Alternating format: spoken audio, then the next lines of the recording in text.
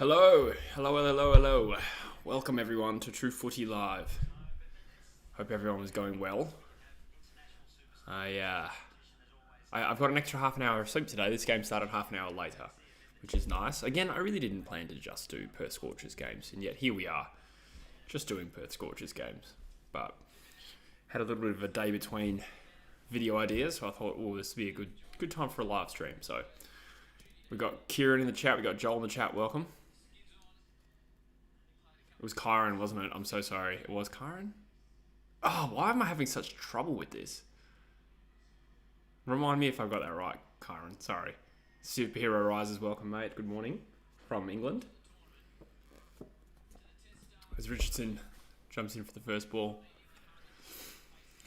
They're really persevering with the Indigenous kits, but I do like it. Like they look nice. Particularly like Perth's, to be honest. Like if we wore that in every game, I'd be cool with that. Wait, is it the Indigenous one? I just want to double check it isn't just like similar to it. Superheroes going for the Heat today. Yeah, I understand why. Because you're a Stars fan, hey? I'll forgive you. I need to get the table up, actually. I had a look at it, but it obviously changes every day. Bit of a mistimed shot by Kawaja there. Oh, that's a good point. Kawaja's back in the team. Just process that. Big in for him. Not from England. Yeah, sorry. I mean, I'm from England. Superhero. What's everyone's predictions today? This is a pretty heavyweight battle between arguably the two best sides. I know that nonetheless, two good teams. And the Heat, probably the form team of the comp. Another shot there by Kawaja goes through mid-wicket. Should get to the boundary. Good start.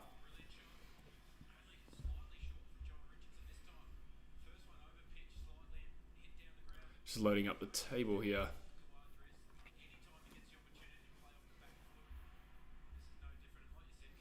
Oh yeah, it's first versus second. So if we win this, we stay second. If Brisbane win this, wow, they get a 5-point buffer. And they'll effectively claim top spot. Oh, is this the last game? Sorry, this is Brisbane's last game. This is our second last game. If they win today, they'll claim top spot, that's for sure.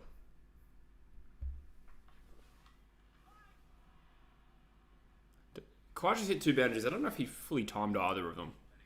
Nonetheless, you'll take the two boundaries, wouldn't you? Who's everyone supporting in the chat today, guys? Let me just try and optimize my screen. That's probably a bit better, eh? Come on, Richo.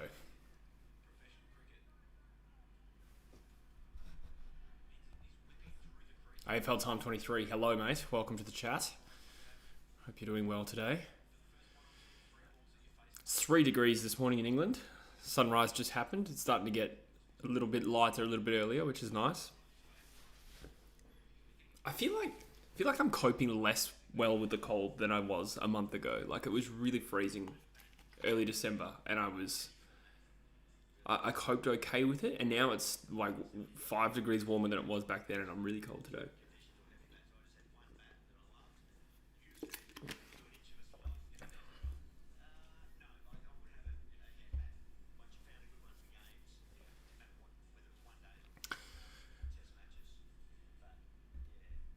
Superheroes pointing out the last 2 Hurricanes matches. I didn't actually watch either of these games.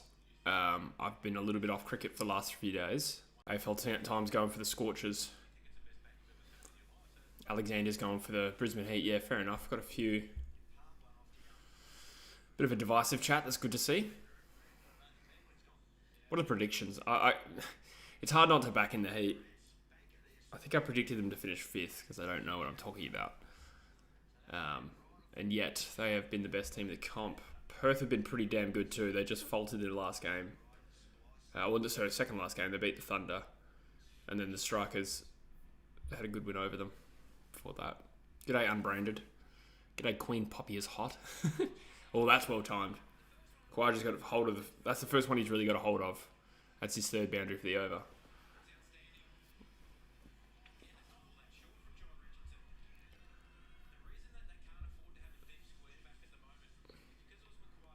PM reckons Hurricanes bounce back tomorrow. AFL time reckons the Heat get up. Yeah, it's hard to tell. We're only one over in, but they are a good team. So that sets up a good game next game. Like if Perth lose this, then they'll play Sixers in a battle for second spot. So that does set up a good...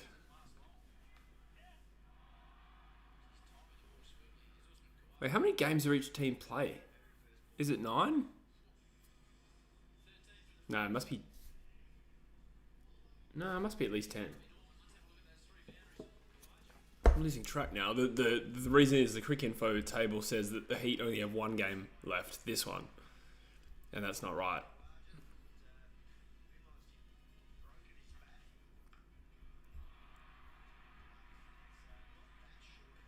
Oh, they do, except they play Perth again, that's why. Okay, I got confused there. So it must be 10 games everyone plays, eh?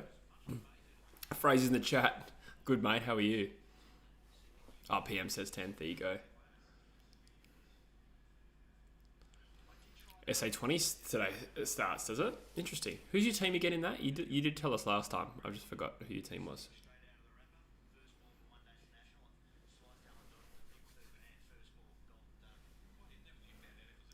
Munro yet to face a ball, and we've got Behrendorff in. Why? I didn't see the last Scorchers game. Why did Morris only bowl one over for 4 runs? Did he get injured?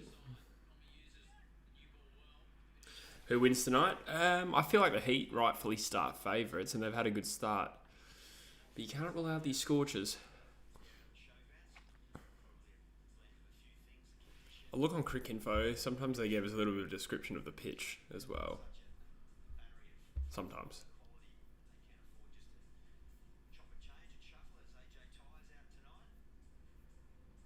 AJ Ty's out tonight. I feel like AJ Ty has been getting smashed. I could be wrong. On the field, that is.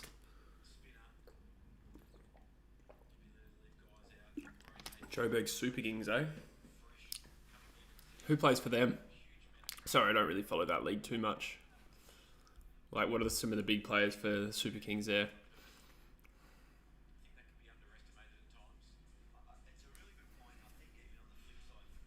I'm just opening the Crick Info page for this game, and all the conversation that started whether Steve Smith should open.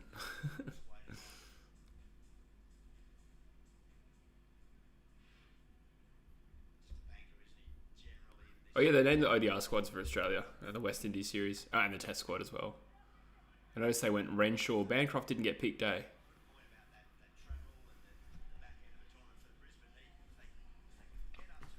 Fraser gone Scorchers into Behrendorff 1+ wicket.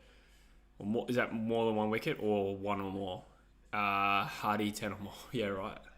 That's should be well. Hardy and Behrendorff seem conservative, but the Scorchers are probably the slight underdogs, maybe.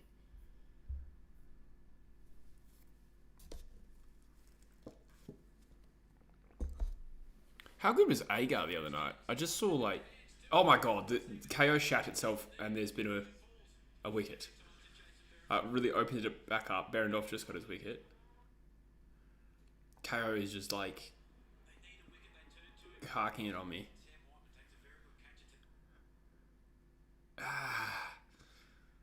I'm happy about the wicket, but come on, man. Very good catch by Wyman. Well done.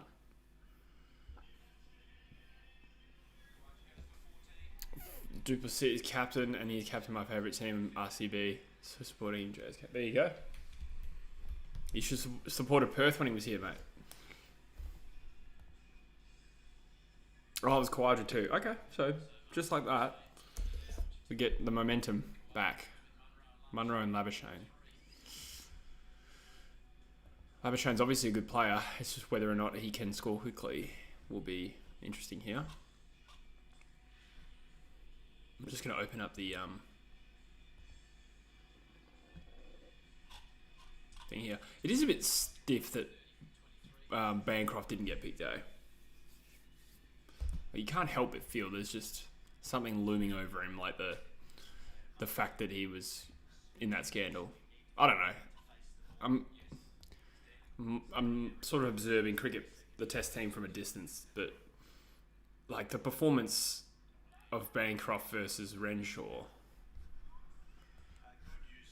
I don't know. Someone with more of an idea, tell me. Maxwell's in the stars. Yeah, true. Maxwell. I like Maxwell. I know that seems redundant, but I feel like there's a lot of people who don't.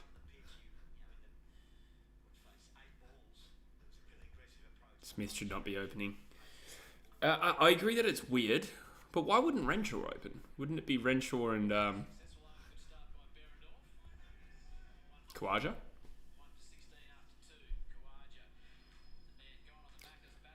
Why do you know why my KO crashed, Fraser? That's cryptic.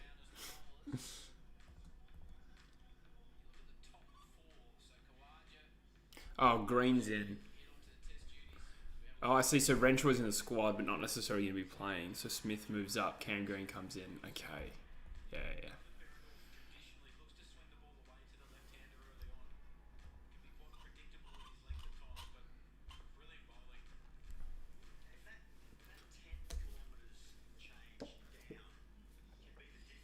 Actually, to be fair, I've just scrolled down, and Renshaw does have the highest first-class average since July 1st, 2022. Which I know you can just sort of move the date and then change the narrative, but at the same time, that's 52 average since that period. Still good. G'day, Max. Don't respond because I can't hear you. Okay. I don't know what to say then.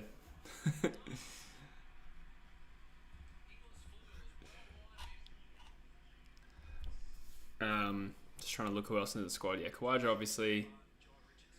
So is it going to be Khawaja and Smith are the openers, with Renshaw as a reserve? That's how I'm reading it. Good to see Aaron Hardy in the ODI team. I don't know how much he's played of ODIs, other than the fact that he wasn't at the World Cup. Well, I mean, was he at the World Cup as a reserve maybe in the squad? He's played one ODI. September of this year. Okay. Yeah, good to see him get some exposure anyway. It does run on a little bit, this outfield, Fraser. Good to know.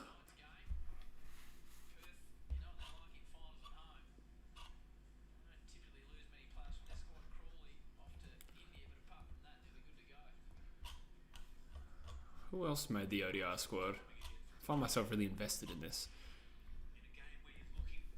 1 for 24 of 2.2. By the way, chuck a like on the stream if you don't mind, guys. Help us get a little boost in the algorithm. Yeah, I see what you mean, Fraser. That's just happened again. I feel like this could be a high-scoring game for that reason.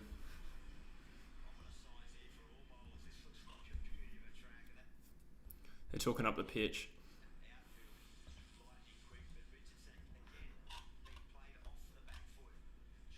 Lance Morris in line for an ODI debut. That's good. It's good to see them mix up the team a little bit. I actually do kind of almost enjoy those ODIs the most. Like, it would be like a home series against a kind of weak team. And you'll just see like a bit more experimentation with the ODI team. Because we know what the best version looks like. Obviously, it just won the World Cup. But you see like Lance Morris, maybe Matthew Short, Jai Richardson. Who else? Those are the main ones. Oh, we got the squad here. Matt Short, Jai Richardson, Zampa, Morris. Hardy's in the team. Cam Green, Sean Abbott. It's good to see. What are your thoughts on T20 World Cup? Do I like the group? I'll remind myself what the group. They played some good shots, by the way. I'll remind myself what the groups are, but I do like a big world T20. Let's have another look at it. I feel like we do bring this up every stream, but at the same time, I do like talking about it. Hey, there you go, Rogie. Oh yeah, true. I forgot about that. I forgot that I haven't been on stream since the Mo. Yeah.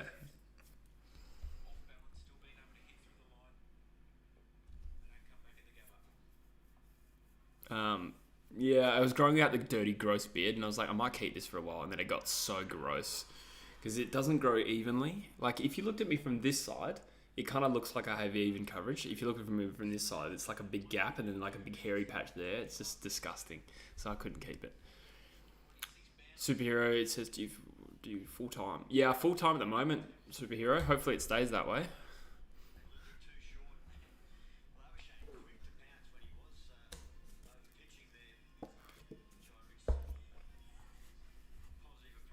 Okay, I'm just having a look at this groups here. Oh yeah, okay. So in one group you've got India and Pakistan. That'd be sick. And where do India and Pakistan play each other? They'll play in New York. So this whole group is in America. India, Pakistan, Ireland, Canada, and the US. That makes sense. So you got games in New York, you got games in Florida and Dallas. That is sick. I could almost be there.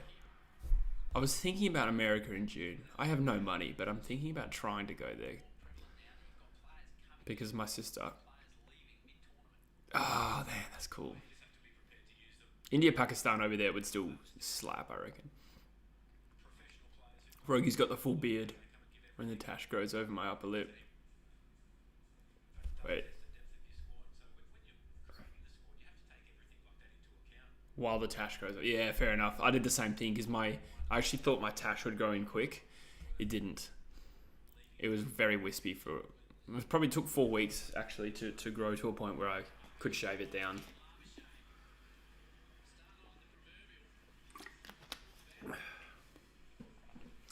India, Pakistan, USA, and Canada in the same group. Just yeah. Yeah, okay, that makes sense. Interesting. That's a good group though. I like it. I wonder how many like Indians and Pakistanis that live in America like love cricket. They probably do. It makes sense, right? Just don't. I just don't think of that much. England, Australia, also are in the same group. You got Namibia, Scotland, and Oman, and this is in the Caribbean. Barbados mostly. New Zealand and West Indies, and then Afghanistan, Uganda, Papua New Guinea. This is gonna be a cool World Cup. South Africa, Sri Lanka in their group, and then Bangladesh, Netherlands, Nepal.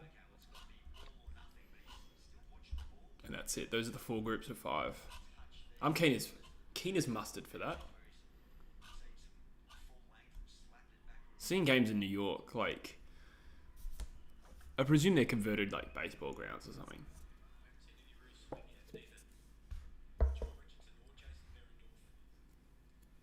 That's true. There's a bit of rivalry there. Good point. A lot of rivalry actually.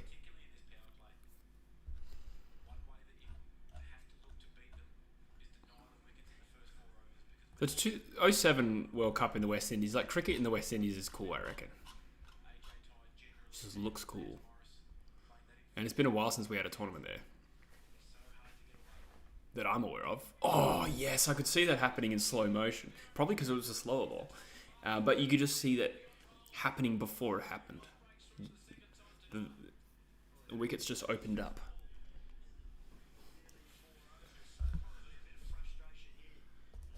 Boom. Great delivery. Just nicking top of off stump. Just knocked the bail off. That's all that happened.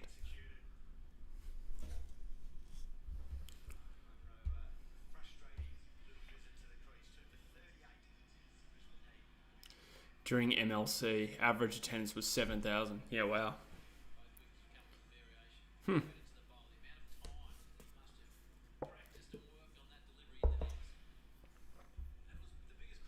2 for 38 off 3.5. Berendorf's having a good start. 2 for 9 he's got.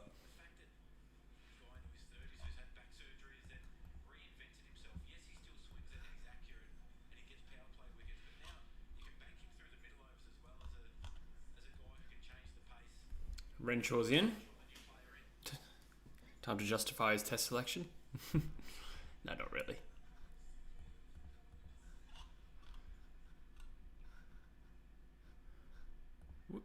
Did Munro only 2 or 5? Wow, I just realised that.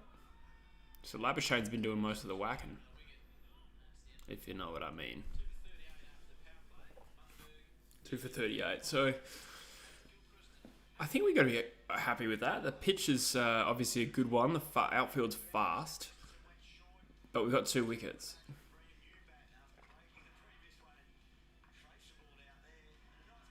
Yeah, good call, Rogie. Thanks for saying you enjoyed it. Yeah, that makes sense. I think it was, something like 20 over the last 2 years that McRae's been involved in. It's just ludicrous. I think it was like wins by under 2 goals. I actually don't know how many they've lost in that period. Can you think of, over the last 2 years, how many close games Collingwood have lost? Okay, they lost the prelim in 2022.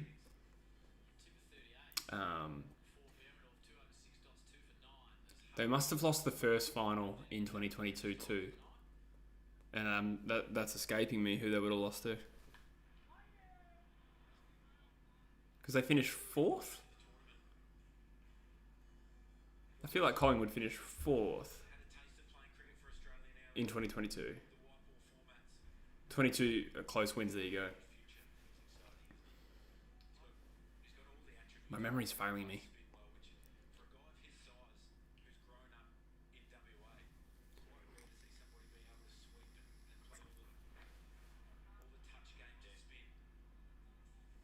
I have a video coming out soon called How the Eagles Got So Bad.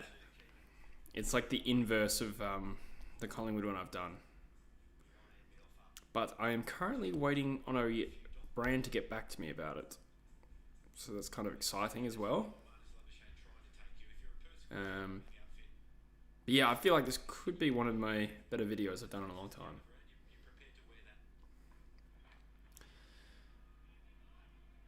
43% of your games have been close wins. Oh my god. Yeah, that makes sense. Yeah, if it's 20 out of like 50 or 49 games, however, 49 games Collingwood would have played. Something like that. 50-ish. Wow. Also 22 out of 49 or 50, 51. That makes sense. Crazy, man. I hate that shit. I feel like the 06 Eagles were a little bit like that. Nowhere near to the same extent. Like, this is unprecedented from Collingwood, but we were also one of those teams that won close games. And it would often come back from behind as well. Gross. Yeah, the amount of comebacks the Eagles in 06 made was heart-stopping.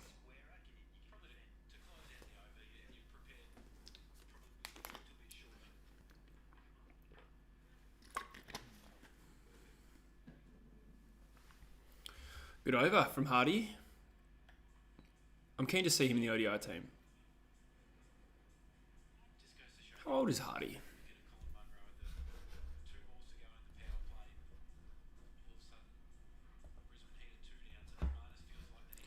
Hardy's only 25. That's good. How old's Berendorf? He's a few years older than me, I would have thought. Yeah, 33.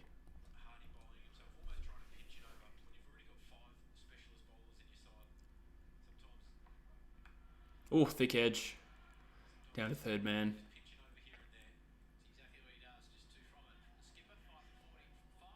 Great over.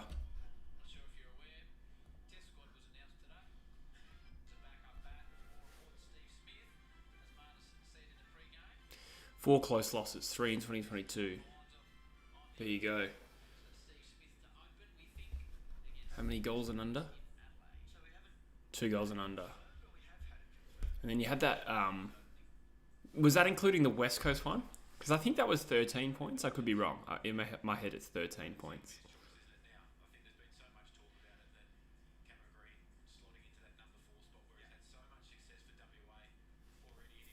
Man, that'd be tough to watch, man. Hamish McKenzie. Into the attack. G'day, Jake. It's good, mate. I'm going well. Starting to wake up here. My coffee starts to kick in, which is nice. How are you? 13 points. Yeah, I thought it was 13, so you weren't counting that. Wow. Still, that's good result. Good result, wasn't it? Still one of the most hard to explain Eagles wins I've ever seen, to be honest.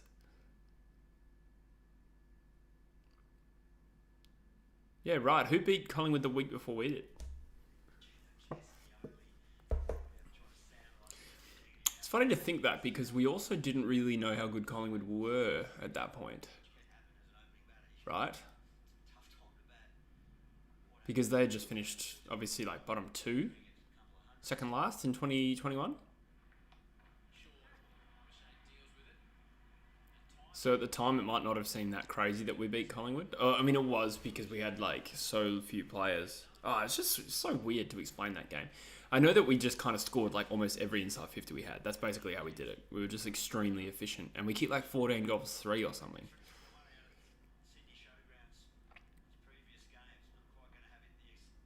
Cats, okay, yeah. Fraser says playing very nicely. Oh, you mean Labuschagne? Like, or in general? I feel like it's a pretty even game so far. Labuschagne is playing well though.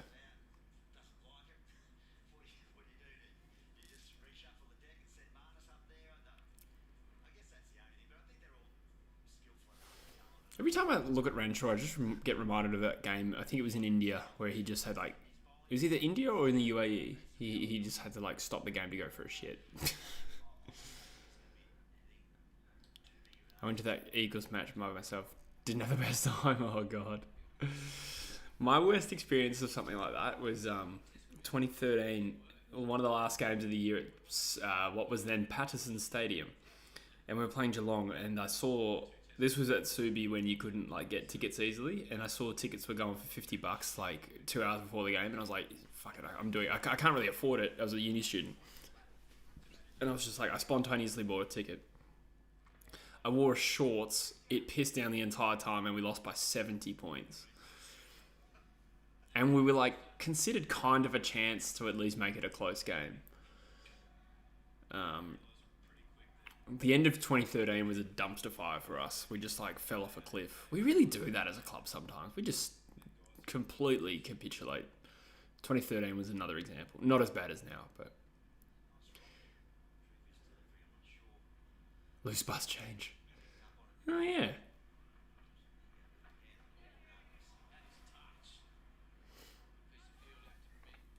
A top the over, I think. 2 for 48 off 6.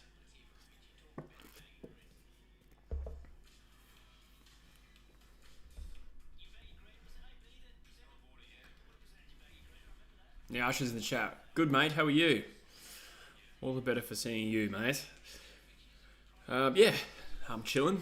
Just thought I'd do a stream, fire one back up.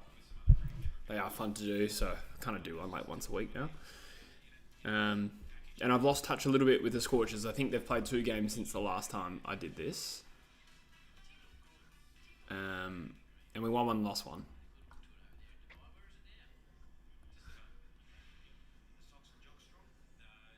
I keep closing the BBL table and opening it back up again. So every time I open it, I just look at the Scorchers, but I forget to look at everyone else. So, Hobart, Sydney and the Renegades, the bottom 3. So Adelaide and Melbourne are doing way better than I expected. Renegades doing obviously not quite as good. Sorry to bring that up. Sixers are about right. The Heat's doing better than I expected. Although, I mean, they did make the final last year, so I really should have backed them in more. I did underrate them.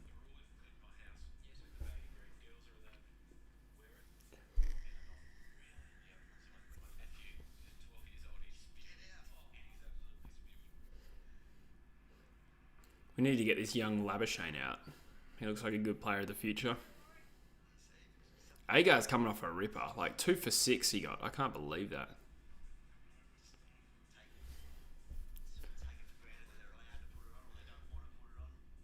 A tale of bushes. I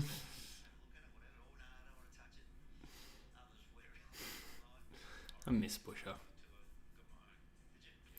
Sometimes I get bored and I watch old True Footy videos, not because I love my own content. I actually really hate watching my own content, even still.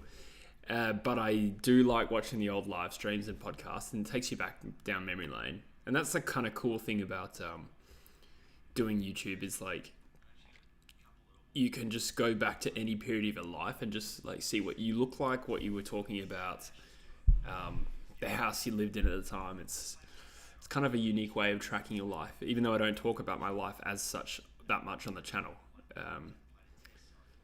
Yeah, you know what I mean. So like going back to a live stream, like the other day I watched the 2020 Grand Final live stream we did. We had like 43,000 views on it.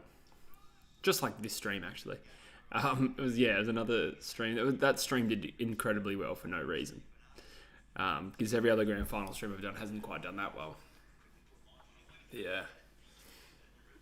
Oh, that was a loose one. We got absolutely butchered on that. We got absolutely Daniel butchered.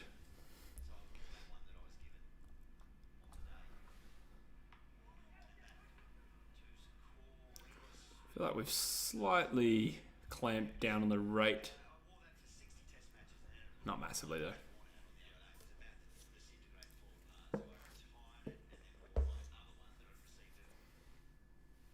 Agar bowled 18 dots last game. That would have been, with the 2 wickets, that would have been there was only 4 balls that he got scored off. Story of my love life, am I right? What does it mean?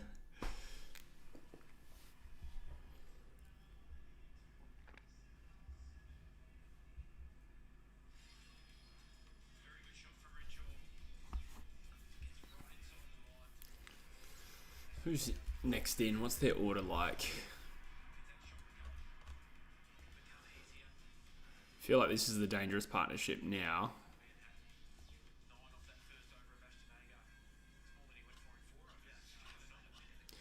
Been disappointed in the lack of YouTube streams reactions to the Grand Final last year. Just in general, you mean? Like lack of content on YouTube? I didn't stream it. I was going to. It was like 4 a.m. and I hadn't done a live stream at all in England at that point. I've only done it for the cricket. Oh, on draft day. I think if I had my time again, I would have streamed it. But then I did get up and I did a video straight after, and then I did another video.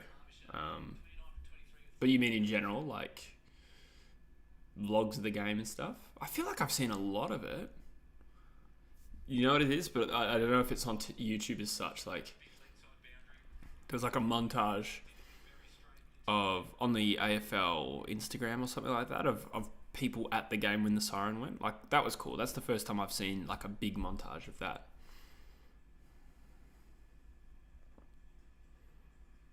I just like seeing people's reactions to games, mostly if it's Collingwood involved. Yeah. Yeah, fair enough.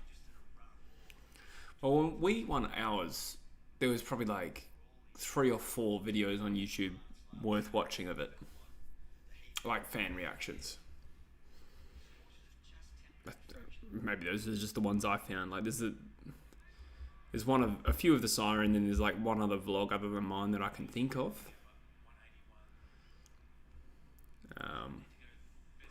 Whereas I feel like this year there was more than when we had it, but that was 2018. But I know what you mean, man. I binged so much post Grand Final content like after that game. I watched the highlights 1 billion times.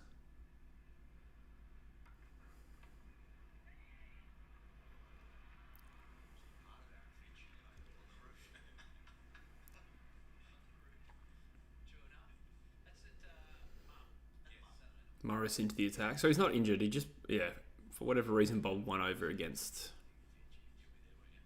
someone.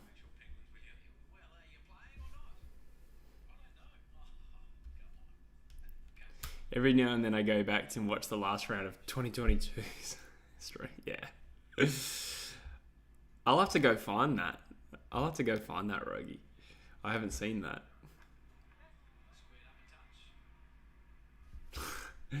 That's hilarious. I feel like I've been on camera a fair bit in the past for disappointing Eagles results. Like, we streamed the first Derby loss in 5 years, whatever it was. 6 years. Streamed Sydney versus West Coast at GMHBA a few years back. Streamed St Kilda West Coast 2021. I didn't stream a lot in 2022. I wasn't really on YouTube that much comparatively.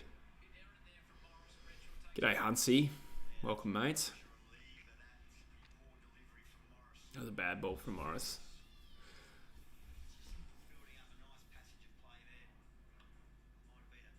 That was a really bad ball. It was like a bouncer, like a half a metre outside leg stump.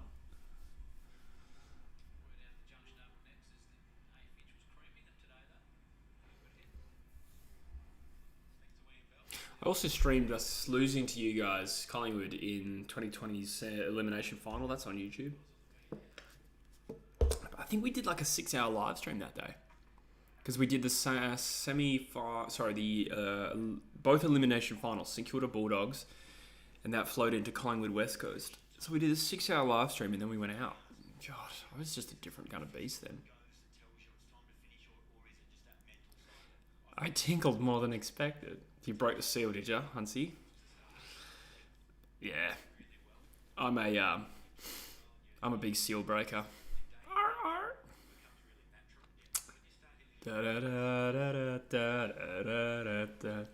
Most of you would be too young to get that reference. The joke is that it's by a guy called Seal.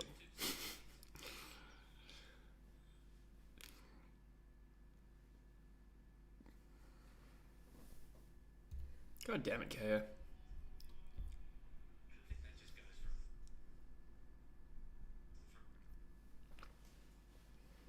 What did you do last night, Huntsman? Aren't you under 18? I judge you. Remember that? Didn't seem like you were that upset. It's alright, Jesse. Huffing copium. Yeah, you remember the 2020 elimination final, I presume you're referring to. I think it was just the fact that I was just bitterly disappointed we missed out on the top four, and when you miss out on the top four, you kind of accept that you can't win the flag. Whereas back then, the Eagles were still like good enough that if we were in the top four, I'd be like hoping to win the flag. But when you're in fifth, you almost feel like you're playing just for a finals win, which is what ultimately happened. Collingwood lost the following week anyway, as we would have too. I remember feeling much more distraught after you beat us in Perth in the home and away season in 2019. Where you beat us by a point, because that felt like season over. Not season over, but like it felt like a hugely crucial loss. And in the end, we did miss out in the top four by one game, so it was.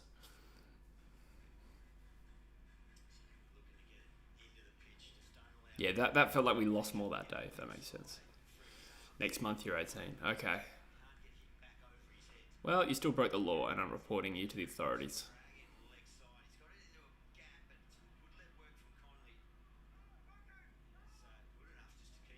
I feel like the Heat are in control here. Like, scoring steadily. But they've kept wickets in hand. That Hawthorn versus Weagles game in 2019 was a fun watch. Yeah. I presume you're talking about the last game of the year. That was horrible. That was horrible. On the other hand, though, that we beat them at G that year, that was also a very good game. But ultimately, it didn't matter because we suck.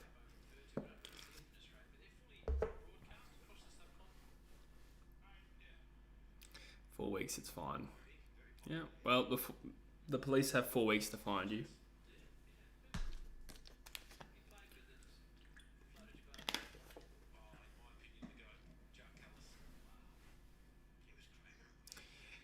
I got none for 12 off 1.3. He's going to right. Ooh. Oh yeah, I forgot to check who else is in for. So Billings, Walter, Neeser. So it's not a massively deep batting lineup.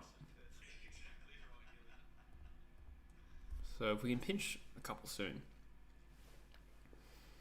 we are due for a wicket. Where's Stewie? Oh, good shot. It'll be cut off.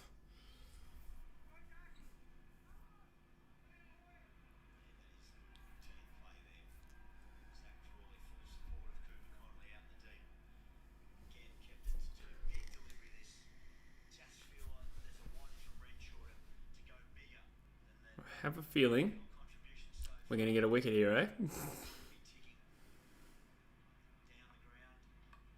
Oh, yeah. Got him. Nicely done. I can see the future, boys. Damn it, wish that was loose bus change. Yeah. He would have been the bigger wicket. That being said, it still helps. It just breaks up the momentum a little bit. That's an annoying time for the Heat to lose a wicket. But really good timing for us. If we get Labuschagne soon, we'll be more or less on our terms. Assuming it's a good batting pitch, which it seems to be.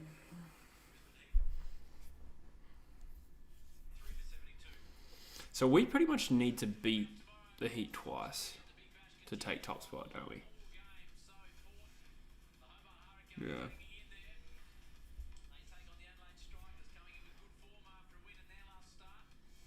Hobart and Adelaide. That'd be a fairly good game. Well, I mean, fairly important game, I would have thought. Let's go back to this table that I keep closing.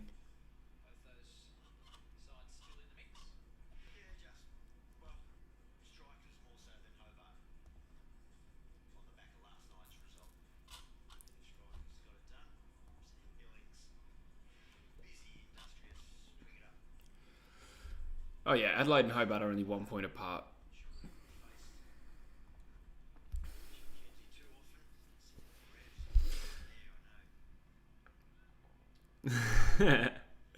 Haz is asking about the best backline in the comp. That's a good question.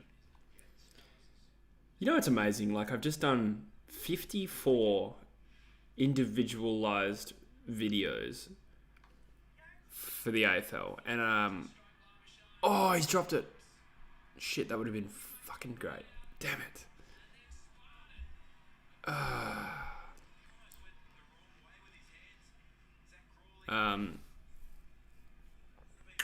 And yet, I still can't, I don't know if it's just because I'm tired, but the answer has not come into my head who has the best backline in the league. I mean, Collingwood is damn good.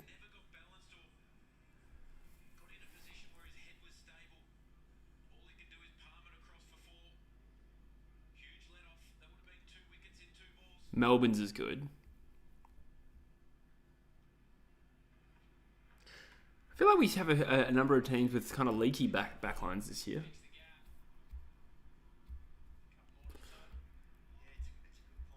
St Kilda's was good.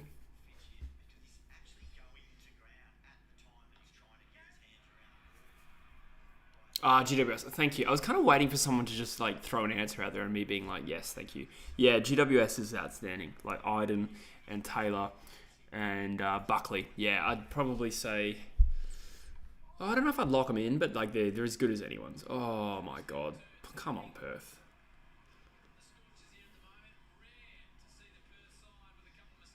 Wow. A couple of boundaries there when we could have had a wicket and 2 dots. Or a wicket and a dot.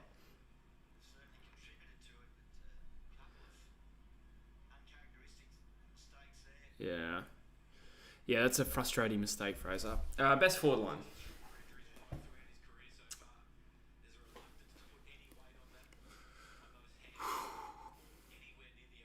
I suppose you can look at it a few ways. Like, if it's raw talent, I'm almost saying Carlton. But if it's not raw talent, it's actually output. Like, Adelaide's is damn good. Brisbane's is good. Like, I think one thing I like about both of those Well, actually, one thing I like about Brisbane is the distribution of goals. Like, you've got 3 good goal scorers there. Danaher, Cameron, both 55 plus goals. Hipwood kicked like 40 odd. Who else's forward line is really good? I don't know. Like, I'm so tired. I think I'm just like really struggling to think of the obvious ones. I've said Carlton, Brisbane, Adelaide. I've gone alphabetically there. Geelong's as well with Cameron and Hawkins. They still combined for over 100 goals this year. Brian Myers is a high half forward. Stengel kicked 20 odd. Carlton are tall forwards, nothing else. They lack a genuinely productive small, but I do think next year, like Jesse Motlop could be that player. I think their smalls are a little bit underrated. Like, I think guys like Owies and Cottrell aren't so bad. Although Cottrell kind of plays elsewhere too. But I get your point. Yeah, it's not the best on paper. But I was just thinking if you've got 2 Coleman medalists, then you're going to rank pretty high on talent.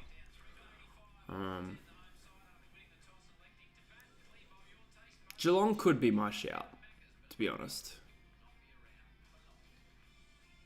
I think I would say Geelong, to be honest.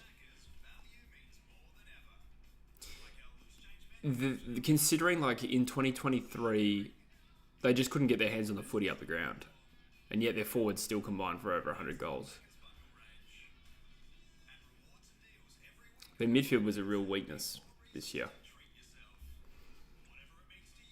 I'm going to ponder this as I get a drink of water, but throw up any other suggestions.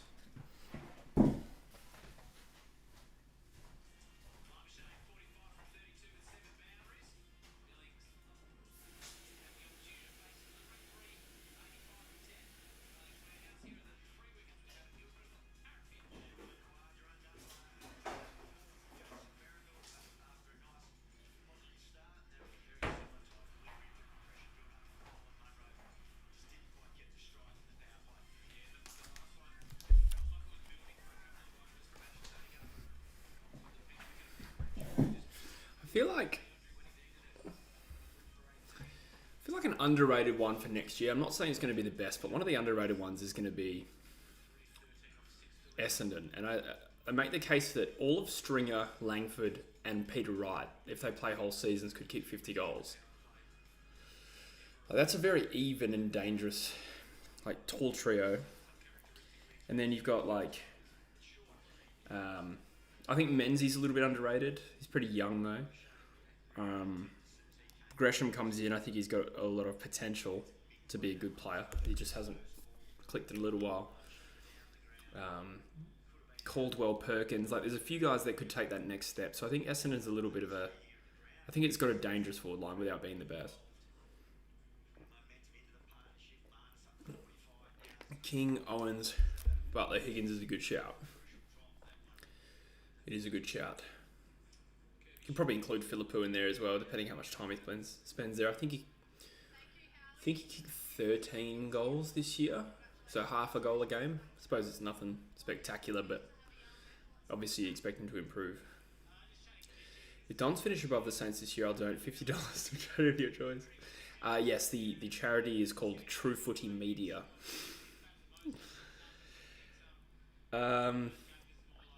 I wouldn't bet on the Dons finishing higher than the Saints this year. I wouldn't bet on that. But I think the Essendon do just have this, like, potential. Like, they have a lot of players that could take the next step. Like, I do think Caldwell could be a damn good player. I think Sardis could be a damn good player. Hobbs. Like, there's some good names in there.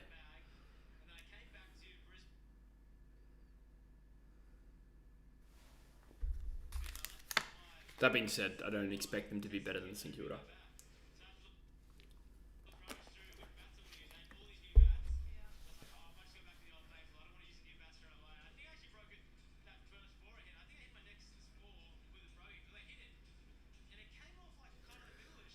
All this footy talk, and I kind of lost track of the fact that the Heat have scored pretty quickly since that wicket.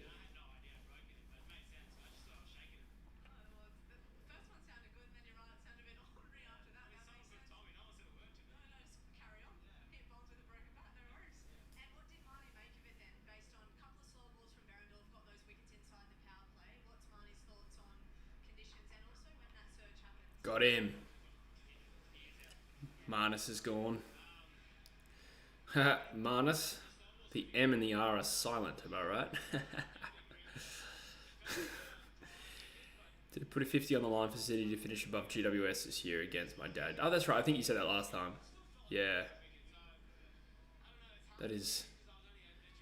I'm going to possibly make a video about this, but I feel like this could be a big year for rivalries. Like, the Sydney GWS rivalry is kind of underrated because not only have they played several times in finals, but they are kind of evenly rated and they share derbies a lot.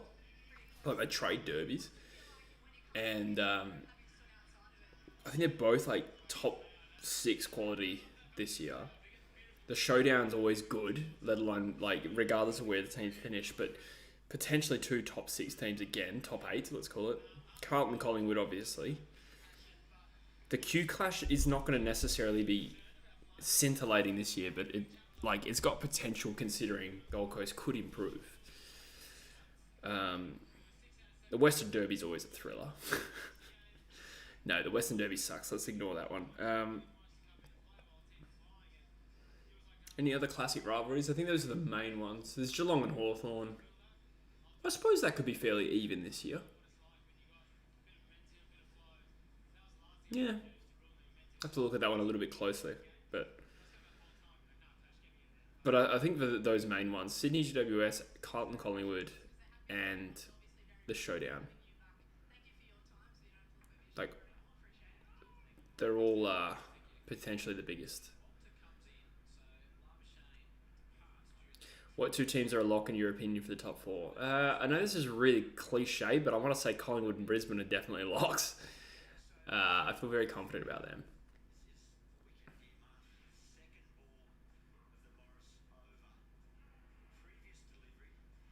Melbourne over under 15 wins. 15 wins puts you at about 4th, 5th. Sometimes it used to get you like 3rd. Now there's an extra game. There's an extra game to consider. So maybe it's like 5th or 6th. Oh, I'd probably say under.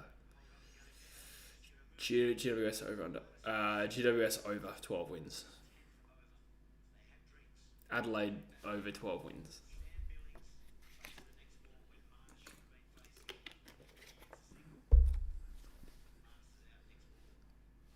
What's it take to play finals? Like 13? It used to be 11 back in a 16-team competition. I'm pretty sure. Well, I know that the Eagles, I'm pretty certain the Eagles got in with 11-11 in 2002. And I think there are some other teams that did that too. Nowadays, it's more like 13. Eagles over under 4 wins. I'll put that to the audience. I feel like I know where this is going to go.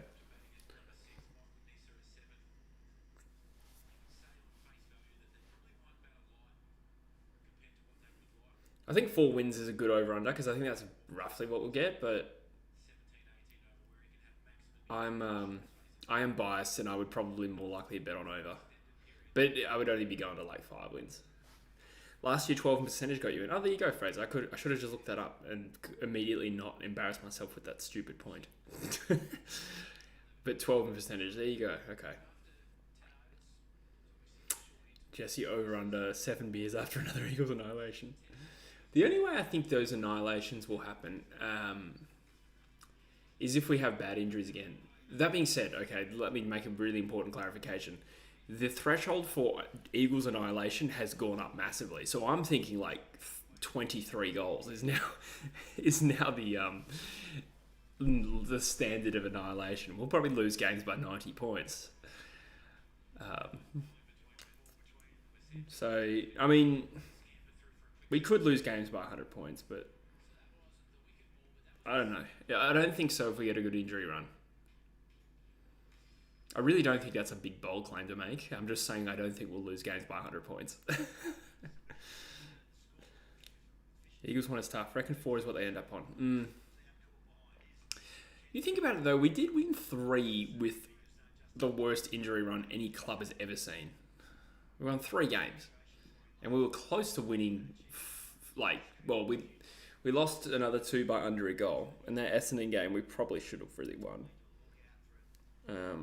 So my point being is like we nearly got there anyway, and we had a horrific team.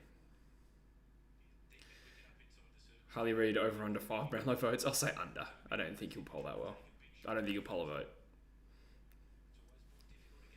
I think what we'll see from Harley Reid is him play deep forward and he'll get like 13 touches a game. But still be good. Just won't get votes.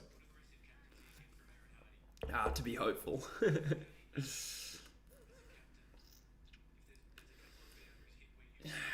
I just think it makes sense though. Like we have to improve and eliminate those big losses. I really don't even think that's crazy preseason optimism. I just think it's logical. And I said the same thing at the start of 2013, and then the injuries got worse. They literally did. If you really care, you can see the you can see the Eagles video I've got coming out. I detail exactly how we kind of fell into the hole we did. I'm really hoping to release that in the next couple of days, but we'll see.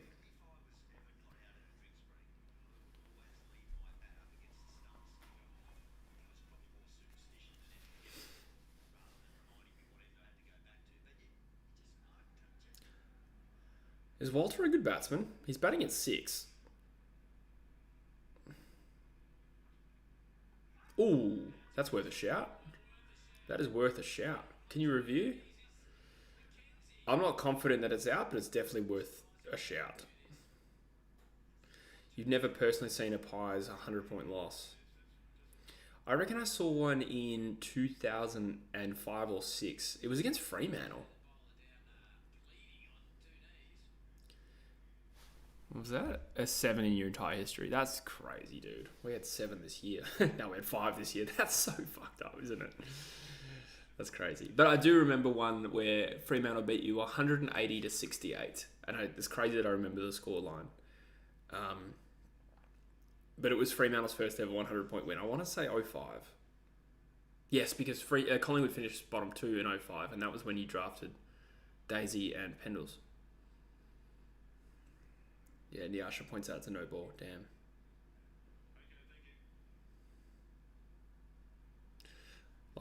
Lions beat the Pies by 80 odd points. There you go.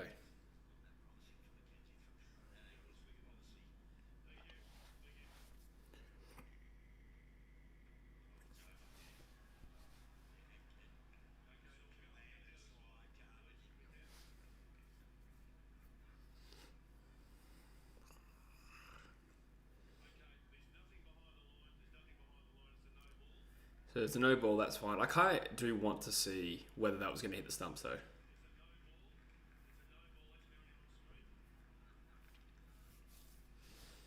God, that means free hit too, doesn't it? Shouldn't have appealed. They wouldn't have checked the front foot probably, right?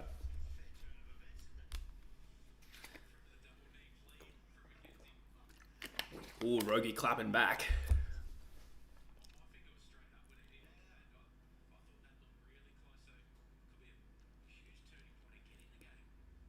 I hope they show the actual replay there. Is Walter English? Let's find out. A lot of Poms in this league, eh? I suppose because it's their off-season. Oh, great. Great result. Swing and a miss.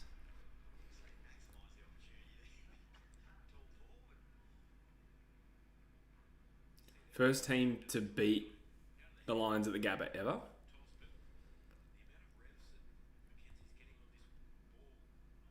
The Lions were... Oh, I presume you mean... You mean historically? Well, I presume you mean the Bears as well. So we're talking like 1987? Based on context, I'm going to guess Collingwood. Could be West Coast, though. We started that year.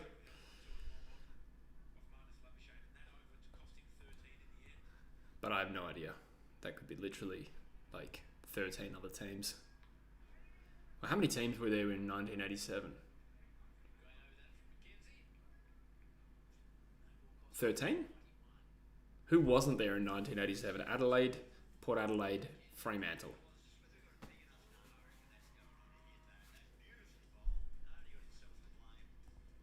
Anyone else?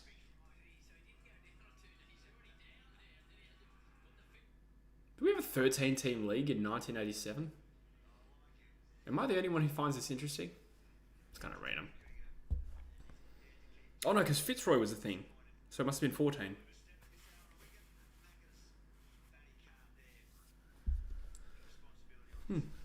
Fun fact. Ooh, wicket. Oh, who do you think is the team will beat? Damn, I thought this was like some legit trivia. Now I have to find out the answer.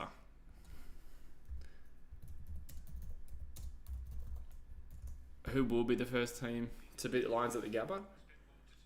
I need to look at the fixture. Oh, yeah, baby. Actually, I knew that was coming. I forgot, because I checked Cricket Info to check if Walter was English. I saw the wicket, and then I forgot about it, and he clean bowled him, and I got excited. Yeah, he's English. Alright.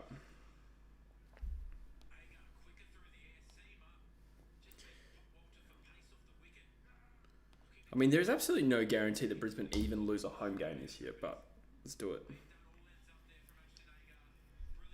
It should be someone like Fremantle. It could be someone like Fremantle only because Fremantle are pretty good away from home and they're also pretty good at the Gabba. It's weird. I'm also looking up who was the first team to beat the Brisbane Bears at the Gabba. Interesting. Their first ever game, they actually won at the MCG over North.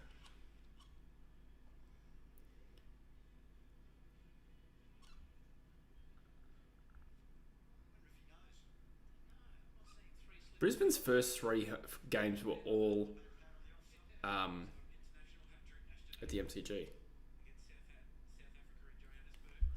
Their first home game was at Carrara. They lost that, but I'm not counting that. Is the Gabba even...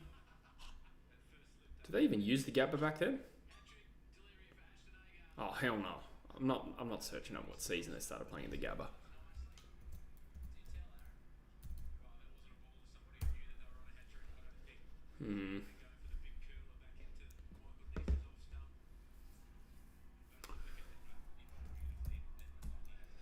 First ever AFL game at Gabba. I'm so deep into this. It was 1981 between Hawthorn and Essendon, so that's not helpful. Anyway, I'm looking up several things at once. Yeah, so Adelaide play well at the Gabba. I mean, opening round against Carlton's no sure thing. Then you got Collingwood at the Gabba, so you got a tough start in terms of home games. Then you got Geelong at the Gabba, another side that doesn't play badly there. You'd expect, obviously, Brisbane to start favourites, though. Wow, this game has really gone back into our favour. Richmond at the Gabba. Tough home games, I reckon, for Brisbane. Like, I know Richmond's not going to be necessarily good, but... Then Melbourne at the Gabba. Like, this is tough. Adelaide at the Gabba. Sydney at the Gabba. These are all sides that could beat you there. The Giants... Essendon. Feels like all the home games that Brisbane have are against tricky teams who have either performed well at the Gabba generally or just like been good recently. So there's a few candidates there.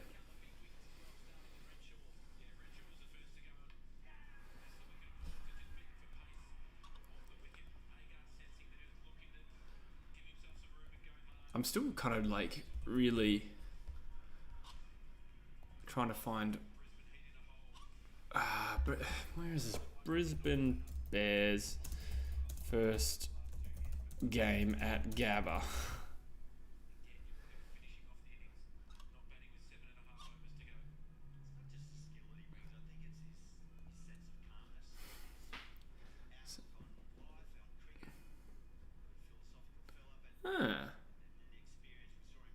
Brisbane Cricket Ground. Is the Gabba actually called the Brisbane Cricket Ground? I did not know that. On Wikipedia, it's called the Brisbane Cricket Ground, commonly known as the Gabba. The BCG. Well, I didn't expect you to think you were going to learn something in today's stream, but gee whiz, guys.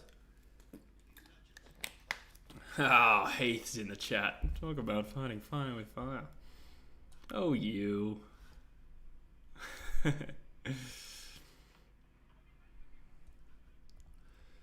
1990. So I'm the only one that's interested in this. When was the first loss that the Brisbane Bears ever had at the Gabba? Because I misunderstood a question. It was the Geelong Cats. The Geelong Clats. Round 5, 1993 was the first time Brisbane lost at the Gabba. And it was against the Cats. And now I can just chill out and watch the cricket.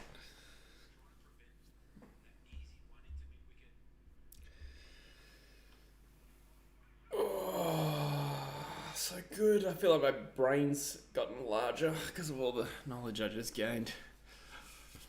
14 in the chat, guys. Thank you for being here, by the way. Chuck a like on the stream if you don't mind. Please, if you're enjoying it.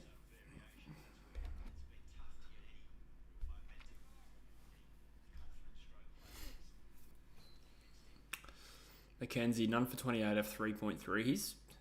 He looked dangerous against Walter. Not a great delivery there. Push for a single. We got to be happy with 5 for 99, considering the quality of pitch. So I got 38 balls to build on 99. So we're looking at probably 160, 165 conservatively. If wickets continue to fall, then that's probably more than they're going to get.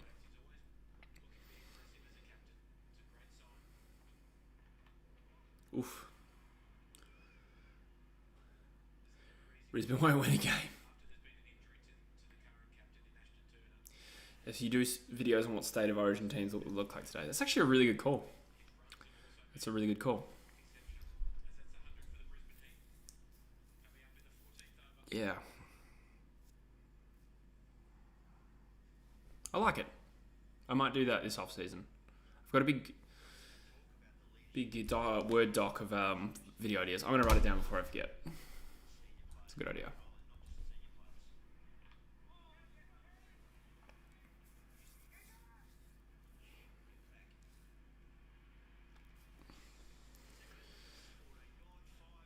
Who would be WA's midfield? While we're hashing it out here. I mean, I know only a couple of you West Australian in this chat. Maybe just write down like what your state would look like. WA's midfield though, like Tim Kelly would make this team. Tom Mitchell would probably make this team. Cripps would make this team. Chad Warner. We get Norton in the forward line. Sam Taylor in the back line. Oscar Allen in the forward line. Barrass in the back line. So Barrass and Sam Taylor come to mind. And Norton and Oscar Allen in the forward line. It's interesting. This is actually a pretty sick idea.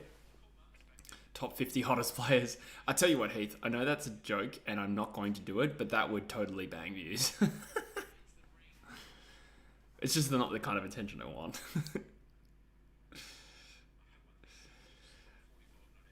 I mean, I'm sure it would be kind of... Nah, I was going to say it would be fun, but it wouldn't. It would be really weird after a few minutes. Especially with 50. That's so many. There's so many players to evaluate on hotness. Like, top 10, that's one thing. But to go through 50 hottest players, that's so crazy. Tim English to the ruck, of course. Of course. WA has a killer side. Yeah, I still think Vix would just win. I wonder how good South Australia's would be. So the first player that came to mind is Lockie Neal. Jordan Dawson would also be there. Connor Rozee. Poor Jason Horne-Francis is probably...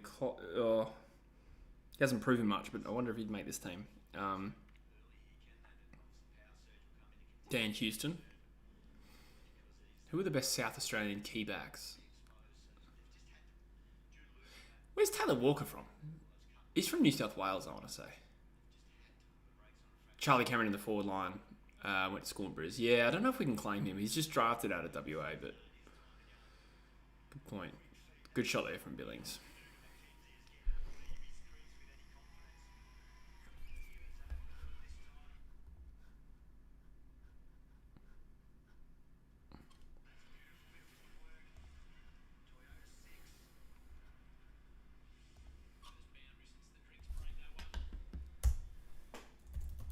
I'm just writing out a few ideas here.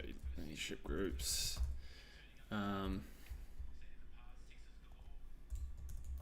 State of origin. Fuck, I've got a lot of work to do. I've got like 15 video ideas here. More than that, man. Fuck, there's not enough. It's actually incredible. Like, you think, how do you go through Jan, December, February making AFL content? And yet I'm finding like I've got more ideas than I can handle. Will Hayward, SA captain. SA captain. Disagree with that, but he would probably make the team. Dougal Howard, good call. Vix would win by 50 points. Before I'd agree that it would be a 50-point margin, I'd need to see the teams, but I do agree that it'd be the best.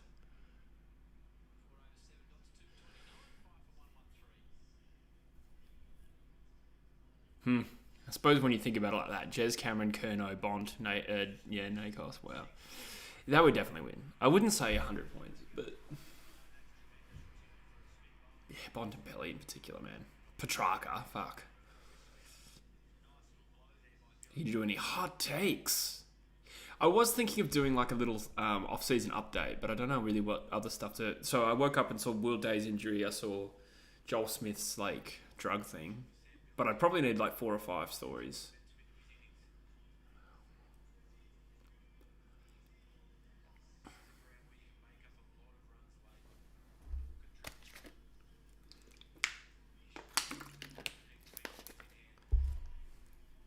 May and Stewart. Is May Victorian? I've got it in my head that he's from Northern Territory. I know he requested a trade to Melbourne, so maybe he is.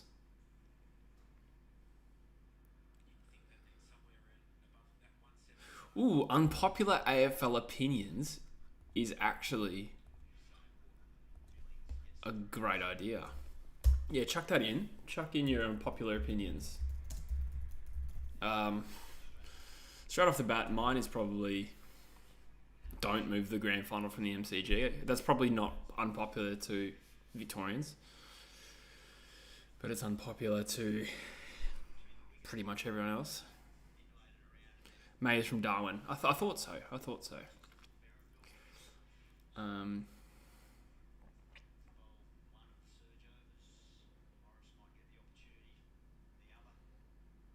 to think of other good West Australian players. I mean, you probably got to look to Fremantle and West Coast first. That's where a lot of the... not all of it, but like...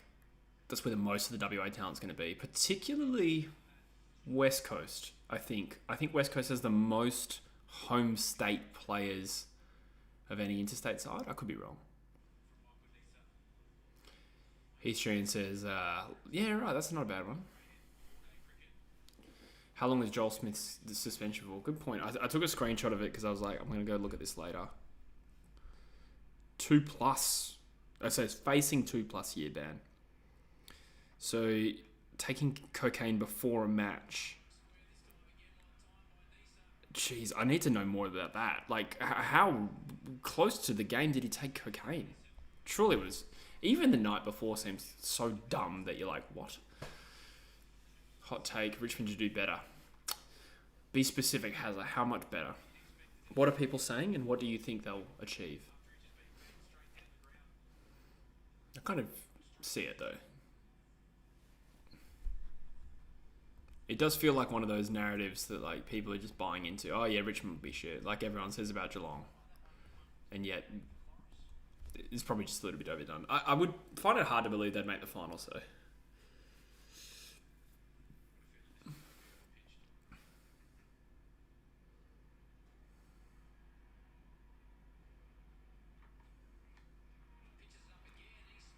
Neither is... Morris is getting carded. I'm going to open up a spreadsheet. And this spreadsheet is going to be the start of my Origin video. That's interesting. I've got the last 4 drafts open in this spreadsheet. I know, that's weird.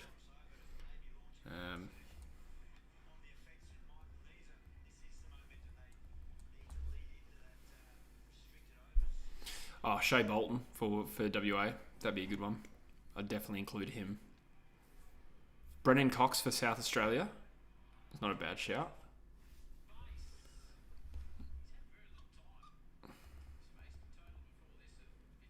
Sam Pepper probably makes the WA team. Zohar would be borderline.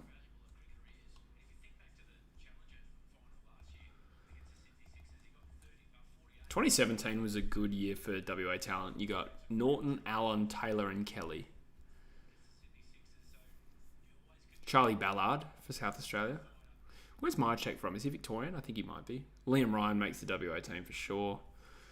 Fogarty makes the South Australian team, I would imagine. Oh, Harrison Petty. Ooh, yeah, it's starting to get competitive. I almost think WA versus South Australia would be like the most interesting part of the video.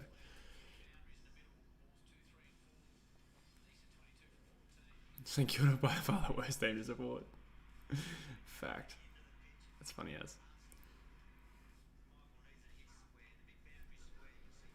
Yeah, I suppose like when you also factor in the pain of like getting so close in 2009 and 2010, in addition to a premiership drought, and the fact that Ross Lyon is the coach. No, I'm just kidding. My check's from Tassie, is he? There you go. I didn't know that.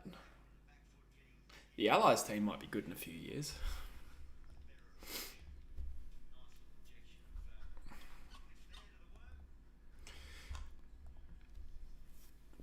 The only tricky thing with this State of Origin stuff is like, yeah, I can come up with my team and it would be interesting, but I kind of also want to brand myself more in the future of coming up with stuff that is like informative or helpful, more so than stuff that's just going to piss people off. And I just feel like I'm still going to do it, the State of Origin video, but I just feel like there's so many people that would just click onto it and be like, this team is bullshit. I'm still going to do it. Who cares?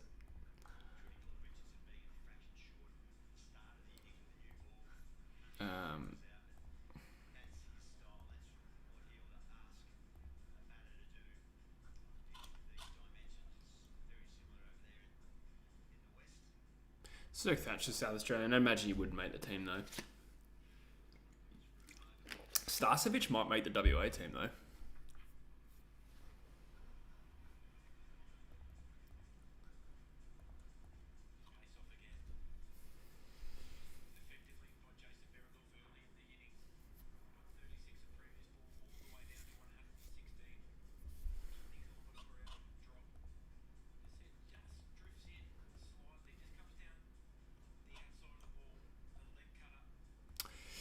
It would almost be interesting as well to not only make a State of Origin team, but like an under 22 State of Origin team. Fuck.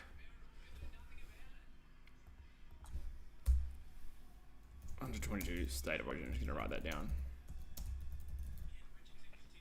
It takes some work. Who coaches all these teams? That's a good question. Yeah, let's do State of Origins. South Australian, West Australian, Victorian, and Allies. Well, I guess Clarkson. Where's Clark? Is he Tassie? He's Tasmanian, isn't he? Clarkson. So he'd be the Allies coach. Victorian coach. Where's Chris Fagan from? I mean, it would probably be a hard week for Victoria. I don't know who the West Australian coach would be.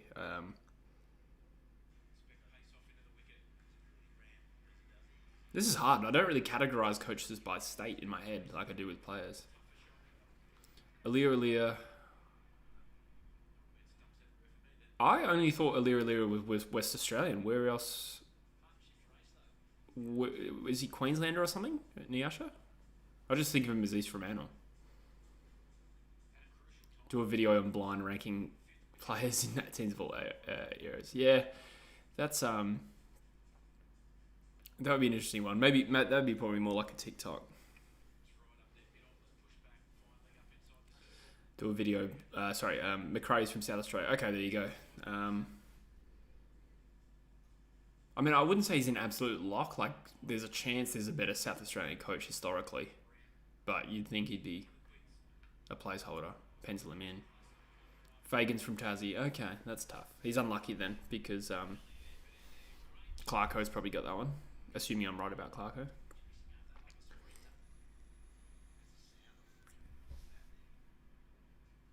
Literally Queensland. Okay, that kind of rings a bell. I don't know. I feel like somebody told me that once and I kind of forgot about it.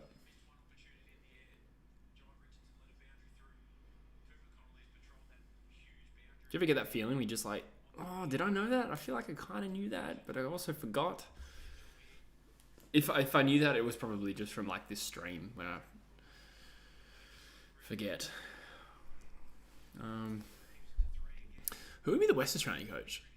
Like, who's the best ever Western Australian coach? I generally don't know, like, because that could open up so many different eras. I mean, Woosha comes to mind.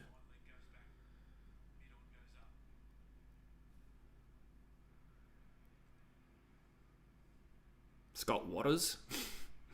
Nah. I think it would be Woosha, probably. I don't know. I couldn't tell you about any coaches like from the 80s. I feel like we can keep it modern, like since 2000. Yeah, I think Wish is probably. Pike's not a bad shout, but I think Wish has got him covered. But good shout with Pike. I mean, Wish has got the premiership, right?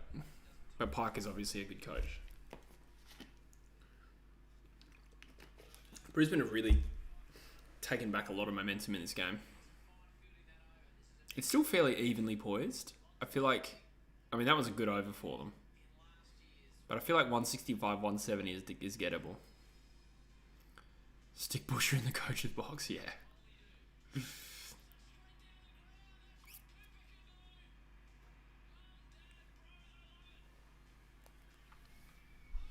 They're now showing highlights from Cooper Connolly's innings. Did they pick Cooper Connolly today? They did, yeah.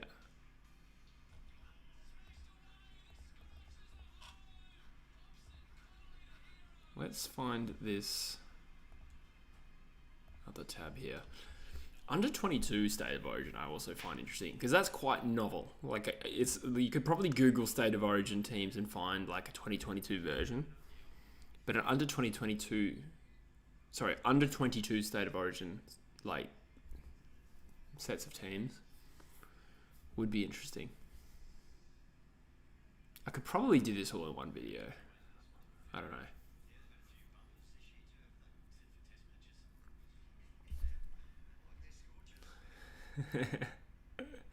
I definitely live in a log cabin with him. What the fuck?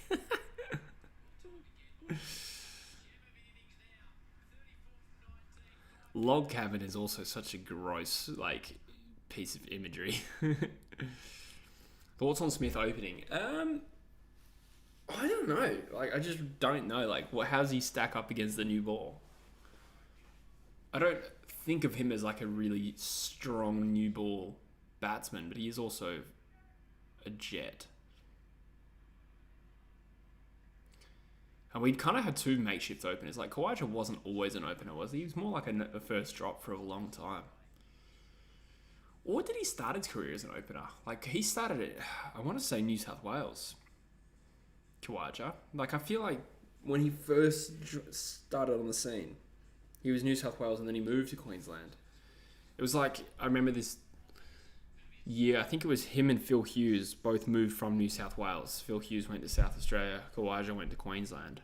It might have been someone else too.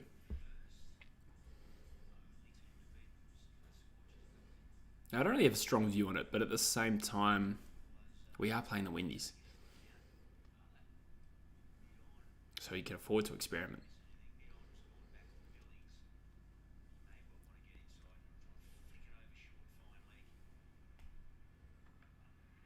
Oh, slow ball. Absolutely middled. Well timed.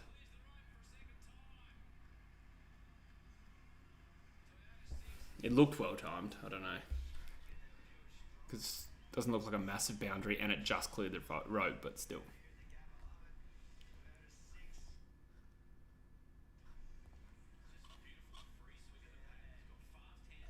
It's a good comeback from Brisbane.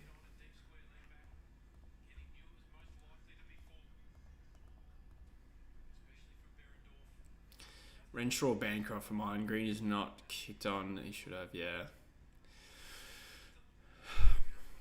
I mean, what's Green been up to? Has he been playing Shield?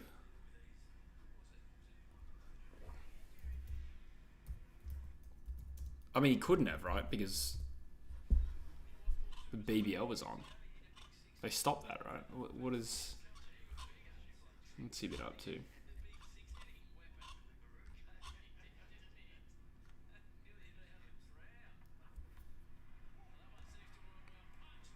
I mean, it's been a month since he played Sheffield. Oh, no, it was against Prime Minister's 11. How do you go in that? Bancroft made 53. He made 46. It's not too bad. And he didn't bowl.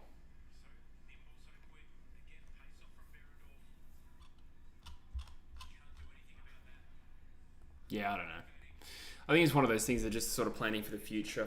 I mean, Renshaw's in the squad, but they're going to start with Smith at 4 and... Sorry, Smith opening and Green at 4 or whatever. Marsh is a better all-rounder. He probably is right now. But I think it's just one of those things where they kind of build for the future and get some experience into Green. Mind you could easily make that case for Renshaw.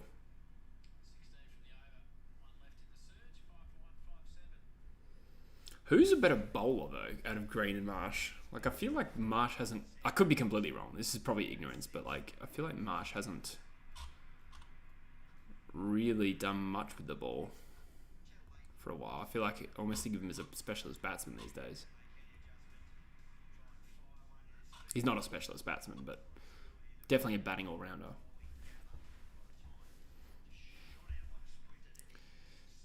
Is that right, Nyasha? When it's... Wow, okay. Interesting. I mean, he's batted at 3 and 4 and 5, right? He's done it all. And I'm sure, like, there's been instances where he's been in and facing the new ball.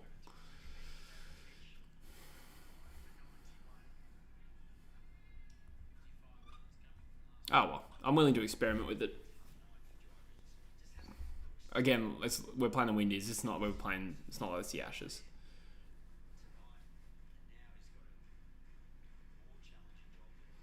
Having him at 4 would be interesting. I'm intrigued by it, though. I would like to see, like, at least one... Oh, well batted.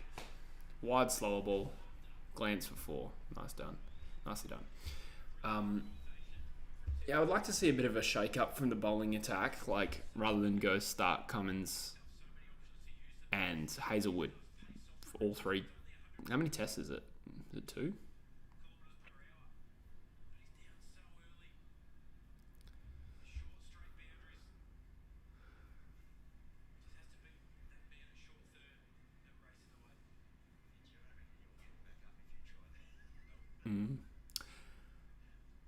Yeah, there's only 2 tests. And then 3 ODIs, 3 T20s. Okay. So the T20 squad, I wonder if it will be fairly strong. Whereas the ODI team, they might mix up a little bit. Purely because of the T20 World Cup.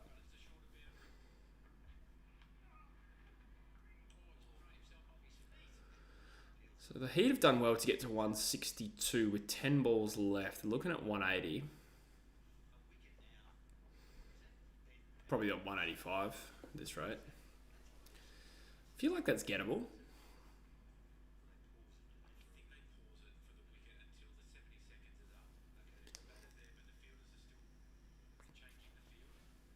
Oh, we're 1 over behind. This partnership has been big for the Heat. Oh my god, that's bullshit. Well done. Very good innings from Nisa. Nisa Dirts. His opening a bit overrated though. Who's the best opener in recent memory? I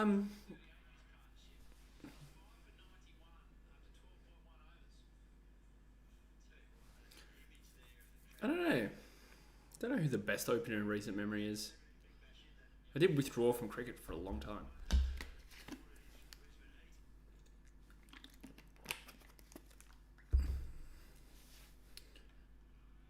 Yeah, I don't know if overrated is the right word, but you generally don't put the best batsman there. Like the best batsmen in the world are usually bat at 4 for whatever reason. Yeah, Richardson is getting his cheese clapped. 185 is going to be easy now.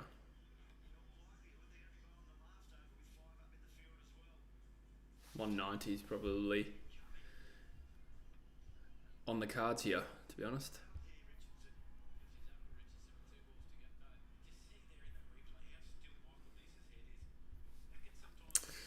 So the last over we're going to need to bring the field up to. It's annoying.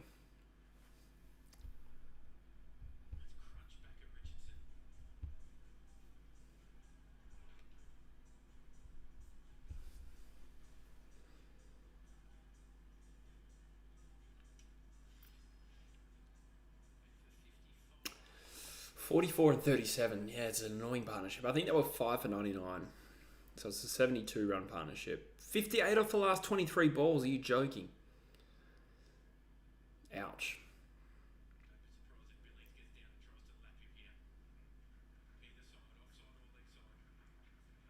Oh, good ball. That pissed off Billings, but that's a decent comeback.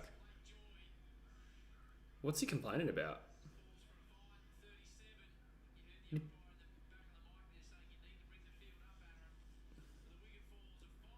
Did he point at the pitch?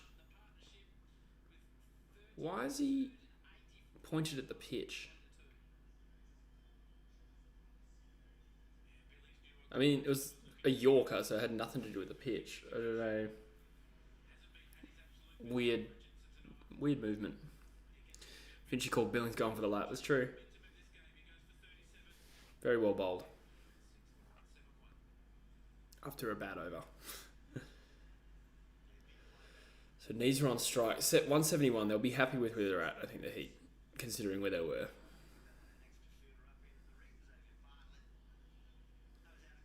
And the field's going to be up. So I reckon they could get 16 off this over. Who's going to bowl it? Berendorf. Yeah, that makes sense. I'm glad it's not Ty, man. Like, I don't know. I don't know if it's just when I'm paying attention, but I feel like Ty just gets absolutely carded these days.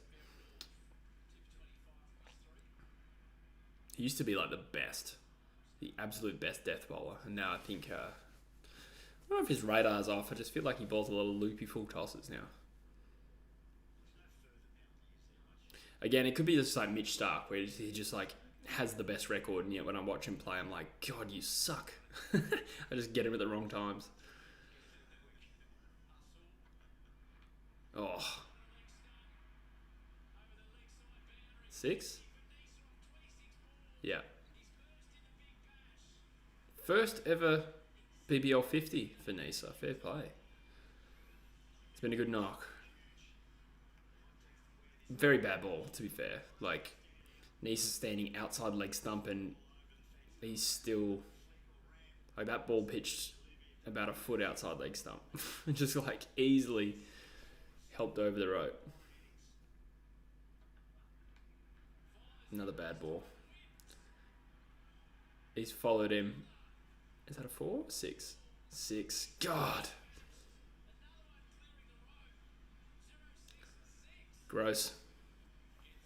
So 200 is still possible.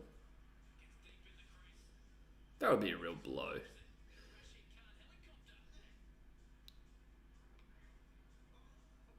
Good innings.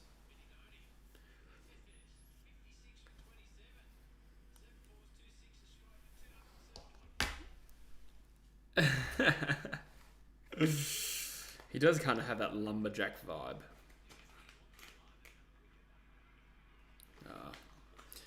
Good ball there from Behrendorff after a couple of baddies. A lot of Nisa love in the chat. I see it though.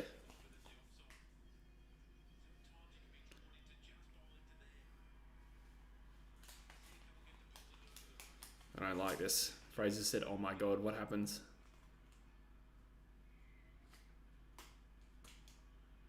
Oh, it just happened, yeah. Overthrow. Thankfully it was only one. Yeah. Yeah, we've let this slip a little bit. Like, some of it, well, a lot of it's been good play from Brisbane. We've also kind of just not been great, though.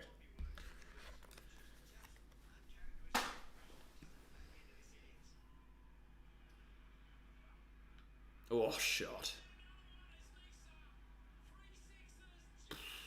Too good. 191. We let ourselves down a little bit. Ew. Rogie. 89 off the last 6 overs. God. Fair play.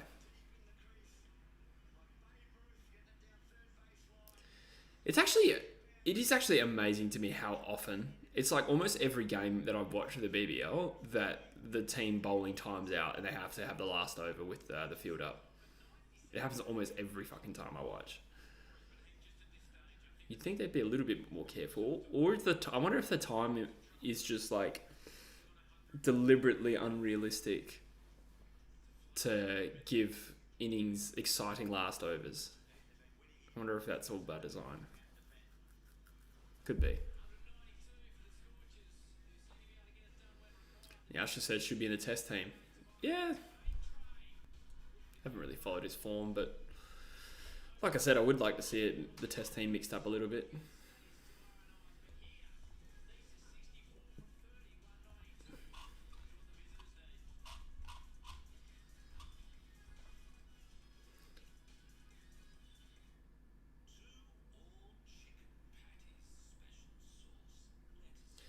Who's the other seamer? Is there another seamer? Oh, Boland. Boland is the next seamer. Surely give Boland a crack.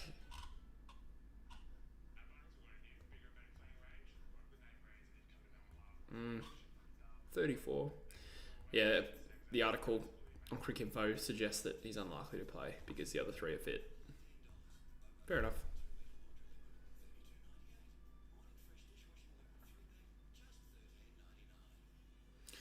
The fact that Neza didn't play that much tests, yeah.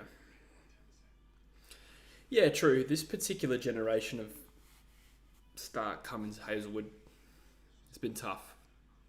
And Boland behind that.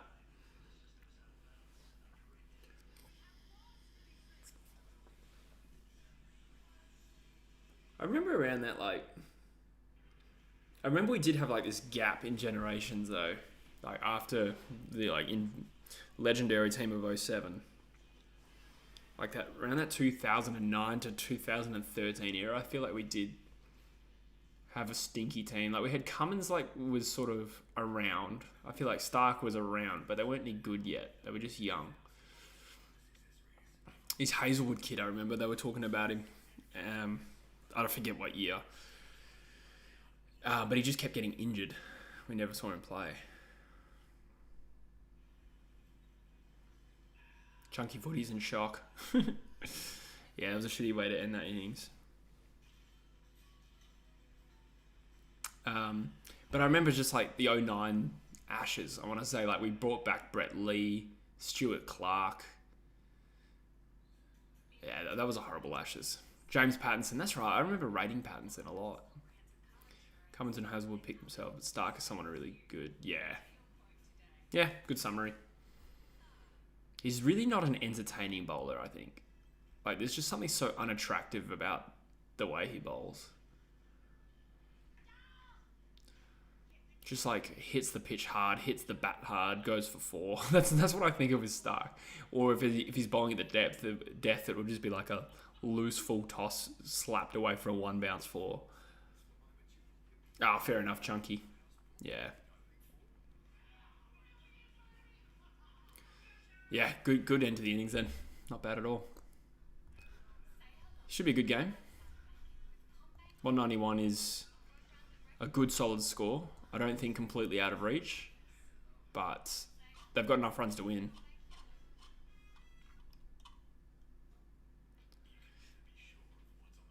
Now, Asher likes Stark's bowling action. Fair enough. For me, it's just very unaesthetic. You know who actually was very aesthetic to watch bowl was Shane Watson. Like for a while there, when he started to slow down his bowling because I think of his back injury, and he just bowled medium paces and he just swung the ball a mile, and he became one of the best bowlers in the world. Like from the eye test, like he was just so dangerous. Best bowlers in the world is probably a stretch. Like I don't know what his record was, but I felt like every time he came on, he would change ODIs for us. Finn McRae's the GOAT, says Ruggy. Yeah. I haven't seen much Finn, to be honest. So I won't BS you. But I feel like I've been reliably informed that he's, a chance to break into the side this year. A good chance.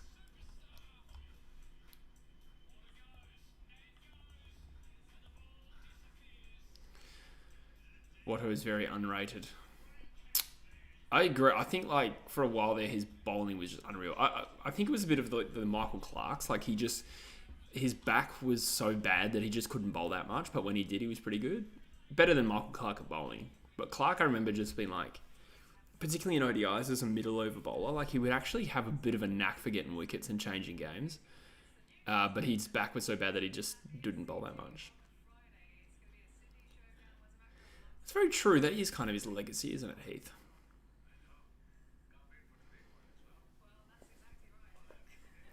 Bit unfortunate. Oh, Akram. God, I feel old when I'm like, oh, was him Akram? I remember him. I remember him at the 02 World Cup. Oh, sorry, 03.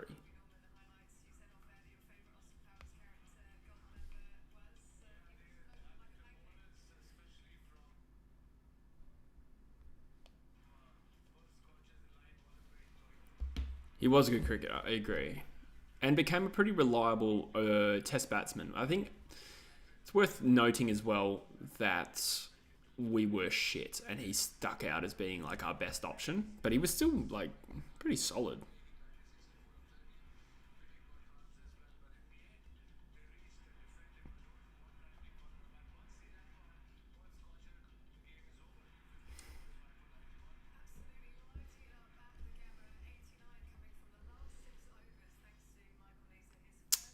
Thanks, Rogie. That really helps.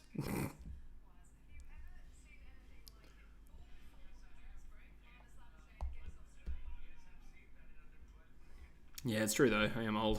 I don't have to keep justifying it. 03 World Cup remains the GOAT World Cup.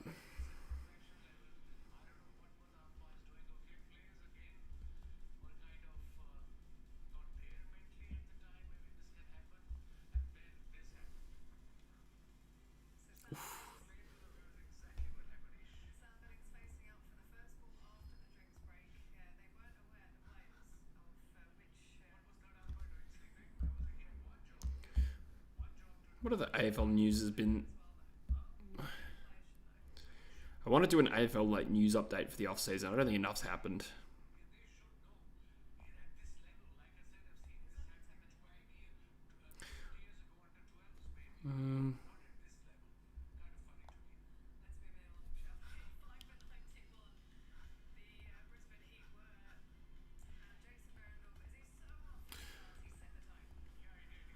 Mr. Footy, I got number one in the entire country for around a BBL game. That's called DD Max. That's impressive. I am proud of you. I must admit, I've let my team slip. I haven't been changing it. I did make a BBL team, but I've kind of forgot. Been a bit busy. I am proud. Voss re-signed, Day injured. Yeah, okay. So I had the Day injury. I don't know if I can be really bothered making a video about Michael Voss re-signing. But you're right, though. It did happen. It would make the video.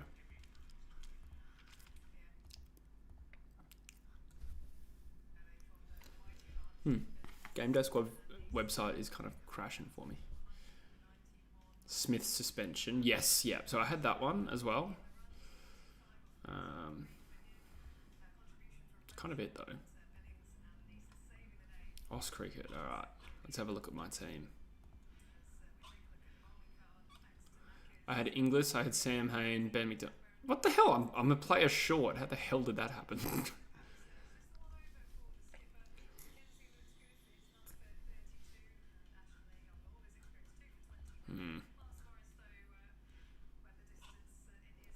Corey Anderson, Nathan Coulton. Oh, I must have some packs, surely. I don't have some packs. Who are my bowlers? Thornton, Ellis, and Dooley. Ashton Turner's average is not batting average, but his points average on Game Day Squad is only 15. Ben McDermott and Inglis, though, they look like good scores. I don't know.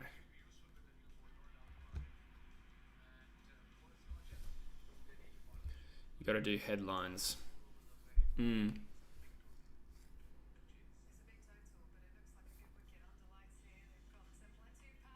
Headlines you will see. I see what you're saying. That's a great idea, fuck.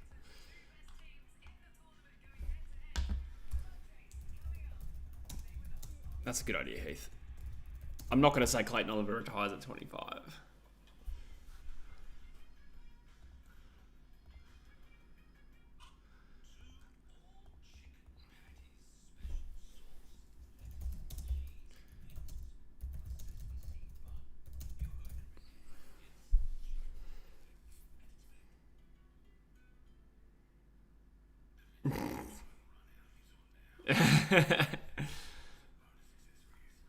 With a laugh track. What was I looking up? I was looking something up. Oh no, I was looking at my Game Day Squad and it sucked. Turner is average because he played the one game we got. Okay. Oh, Max, how did I not know that? I made a fair bit of BBL content and then it all absolutely stunk it up views-wise. So I kind of just only started streaming casually without really investing. That would explain why I haven't seen Turner for a while. Yeah, what is the latest Clayton Oliver stuff? I think I'm a bit out of the loop with that. I do remember an article, but I just can't remember what it said. Is he on leave, is he? No, he left training early 3 weeks ago. That's all I can see. Lockouts are daily, not weekly. Thank you, Max. Yeah, it makes sense. I was going to add Munro, and I was like, oh shit, he's playing the game right now.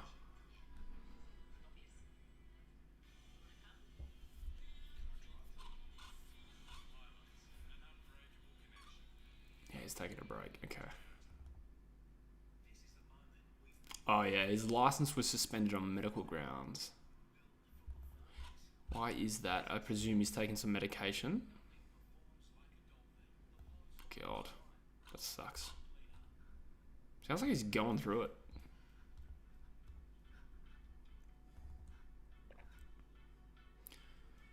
$170 in his account. Oh, fuck yeah.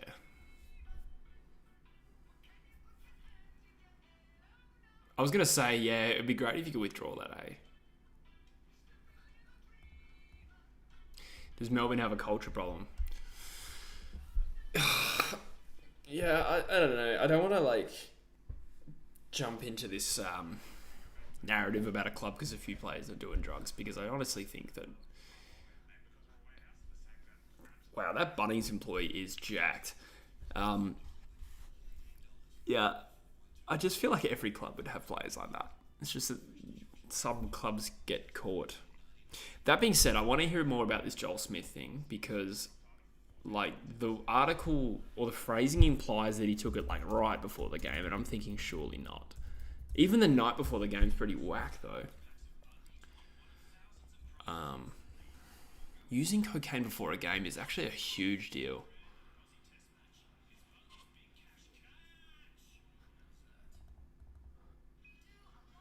Urine sample collected after the game found a small amount of cocaine in his system.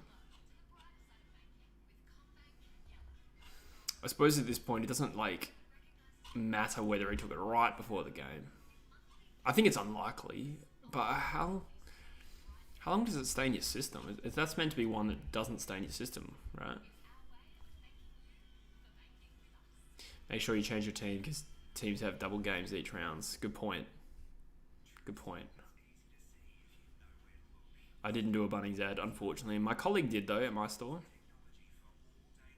2 days before round 24. Far out, though. Round 24, what day of the week would that have been? Not that it really matters. That does indicate you've got a problem, I think. If you're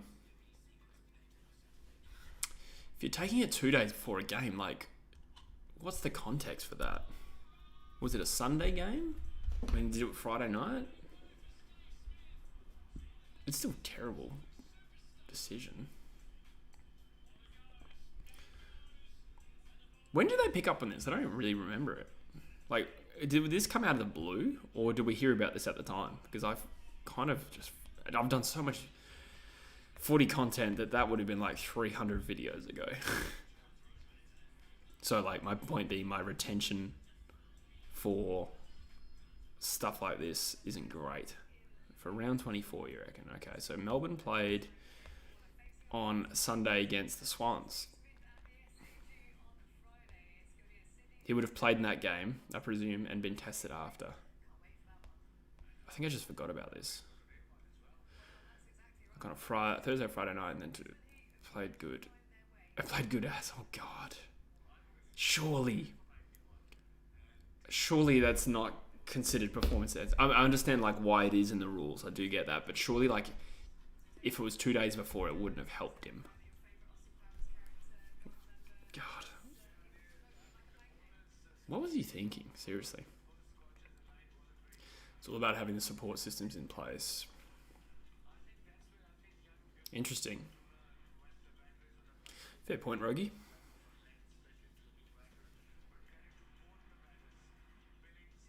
Interesting. Jake Stringer, eh?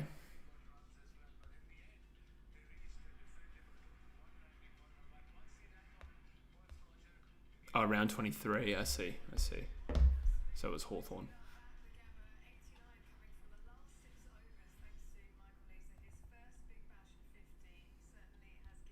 Smith kicked 4 goals across the Demons' 2 finals losses. Just killing it. Jeez, it's crazy though.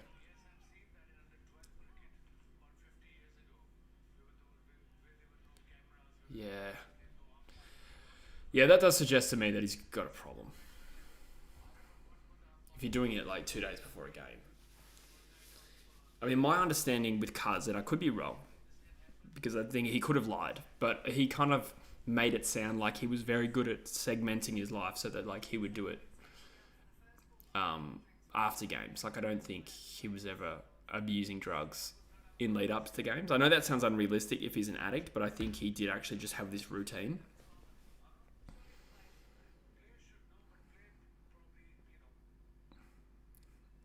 Smith take a good hanger. That's kind of funny to think about. He played even while tested, meaning the Demons knew that he had tested positive to cocaine, still picked him. Yeah, that's interesting. Hey, Heath. I wonder why he was allowed to. Considering Junior Rioli was immediately banned. He was provisionally banned. So I don't understand how that works.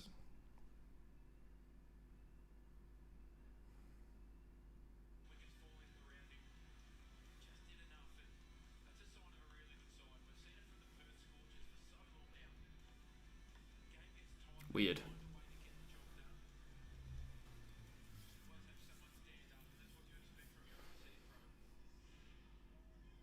I just realised we're 1 over into the second innings. My bad.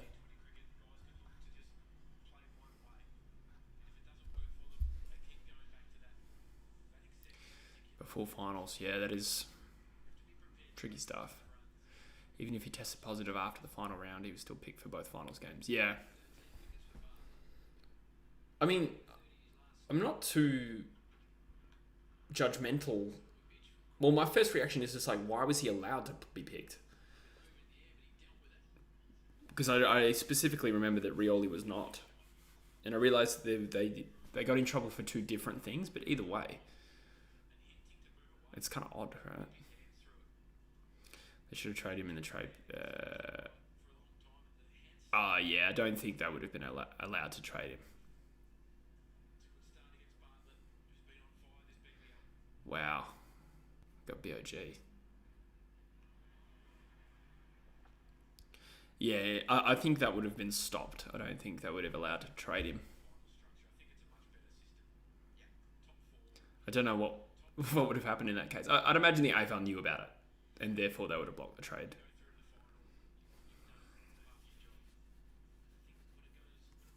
I'm going to get a top of water. Bear with me.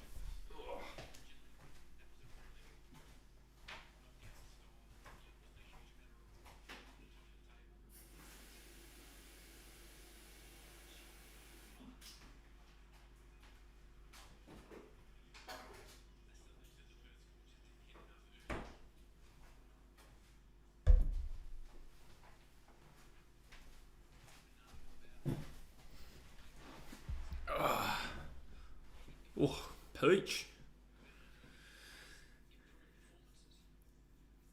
It would have started back when Clary got rumours of going to multiple clubs. Yeah, that's right.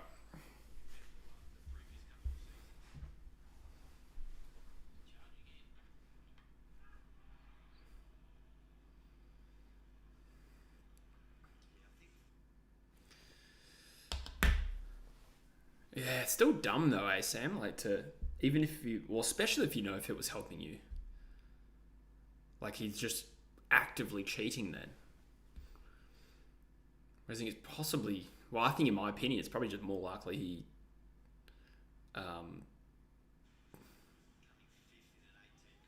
or are you saying, do you think maybe he continued to do it? Surely not.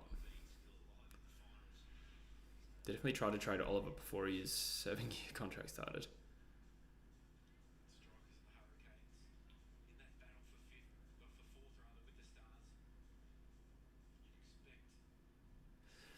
Wait, let's unpack that. They tried to trade him before his 7-year contract started. Wait, does that start in 2024, does it? I thought that had already started. It's funny because I did like 3 videos on Clayton Oliver and I'm starting to forget exactly what happened, but wasn't it other clubs were trying to speak to Oliver? I thought it was kind of hosed down that Melbourne pushed it. I need to go watch my own videos, my God. Also, who is trading out their other addicts? I'm trying to think who that is too.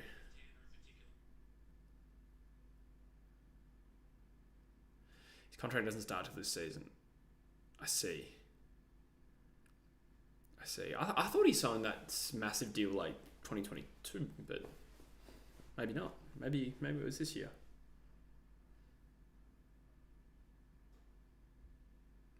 So I understand the logic. Wait, did the positive test come out after the round 2023 game? So that was when he was tested, Sam. So I don't know how fast the results come back.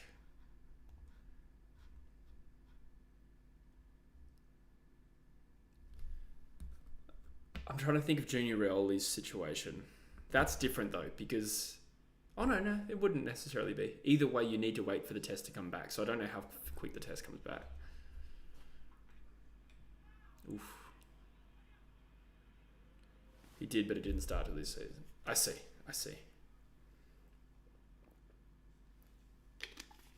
Okay, yeah, that makes sense. Also, what other addicts did Melbourne trade out?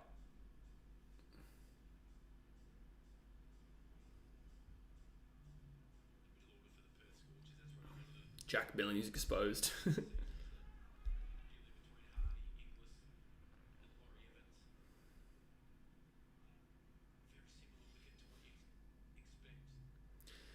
was told in the media after the grand final. Yeah, that's a bit blurry how that works. Maybe it does take weeks to come back, but yeah, like I said, I'm pretty sure Junior Rioli tested positive after the Essendon final and then missed the Geelong final the week after. But I could have that wrong. Could have been on an all-final series, wouldn't surprise me. I see, okay. I see what you're getting at. I'm not an expert, but I am skeptical that it really would have been helping him. Like, it just doesn't seem right. Like, if he's on the gear during a game, maybe. I feel like probably not, though. But certainly not, like, days after. Oh, thick top edge. It's gone a high, but it could go for 6. It should go for 6. Good stuff, Crawley. They were smart and told the media prior to trade. It pretty much got swept under the rug until now.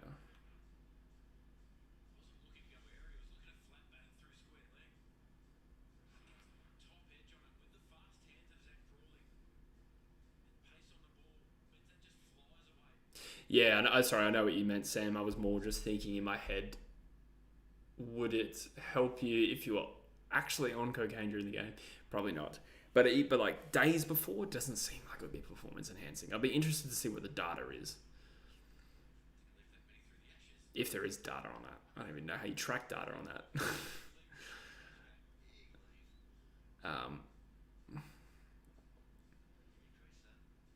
It does feel like doing cocaine 2 days before a game would be the absolute worst preparation. But some people are just freaks, I guess. Maybe, yeah. But surely he knew what he was getting tested for and therefore realised there was a chance he would get caught. Because, like, when players do drug tests, they generally know, like, oh, this is for illicit substances. So he would have known that he'd be getting tested for cocaine.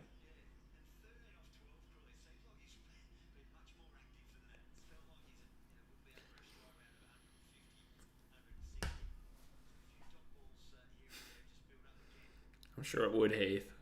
I have no idea what that would be like, but... Oh, no. Wicket.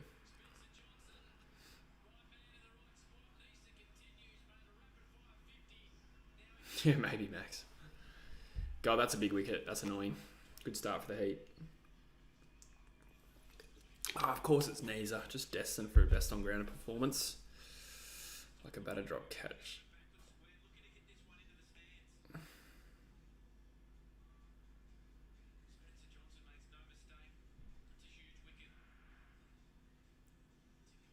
He would get caught. Did I? There's obviously a bit of a delay here.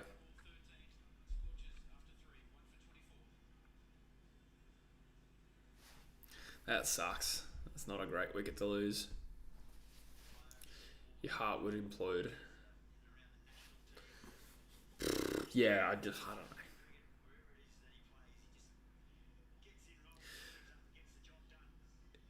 I feel like it would happen a lot in country footy. I feel like I've heard stories of people doing... What am I thinking of here? I think it might have even been the league I played in. I used to play up in the wheat belt.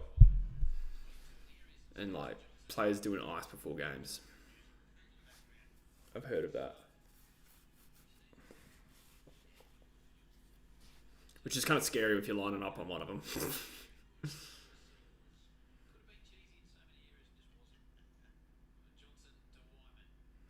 Yeah, that's right. Oh, nice swinging delivery to start off with from Spencer.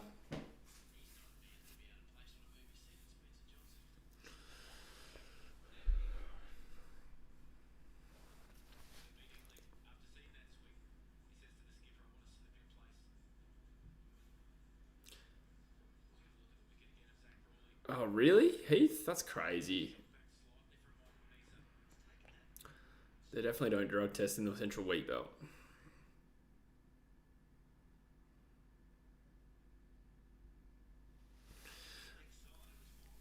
Oh, I remember one night. Actually, no, that's not an appropriate story.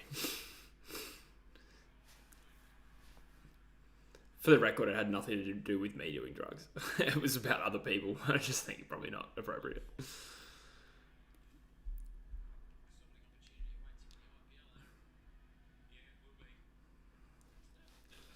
Yeah, that'd be creepy. That ball is really swinging.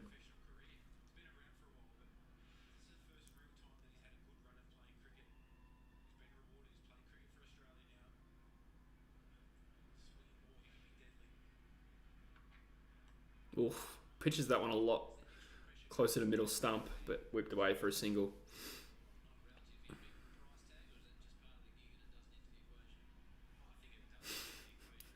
I knew as soon as I said that, Heath, I knew you were going to reply. It's not even a juicy story. It was more just like an anecdote of being in the wheat belt and being around other people who had clearly done that. Like I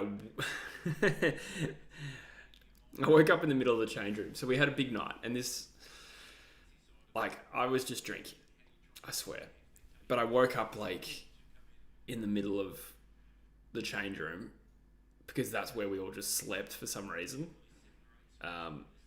We were all partying, but I woke up and it was like people kicking a footy over me. I was just like, what the fuck? I was in my sleeping bag, and yeah. Anyway, let's just say they had been up all night, and I was like, oh my god.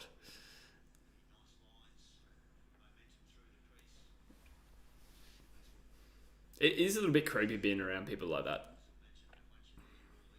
Not a fun experience. Nothing happened. It wasn't threatening, but like I just didn't like the idea of it.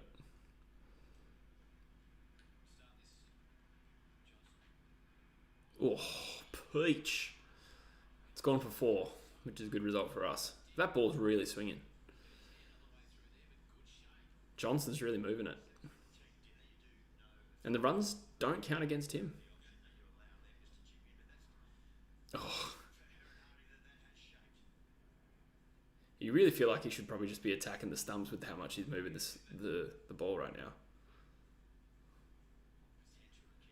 He's beaten the batsman on like 3 occasions, and the wicketkeeper there.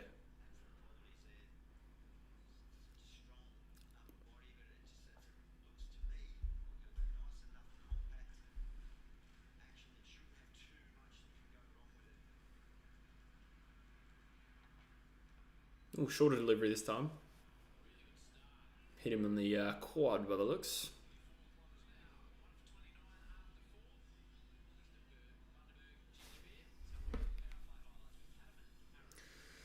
One for 29 off 4. I think they were 2 for 38 at the same point.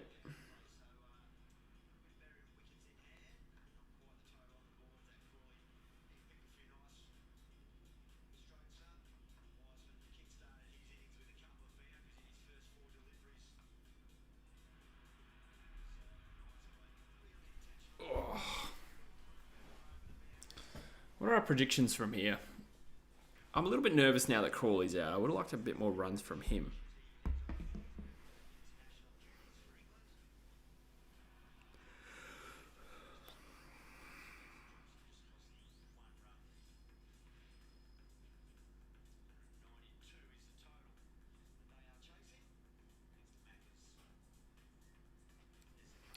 Just watching the Eagles' new video about players getting the new numbers.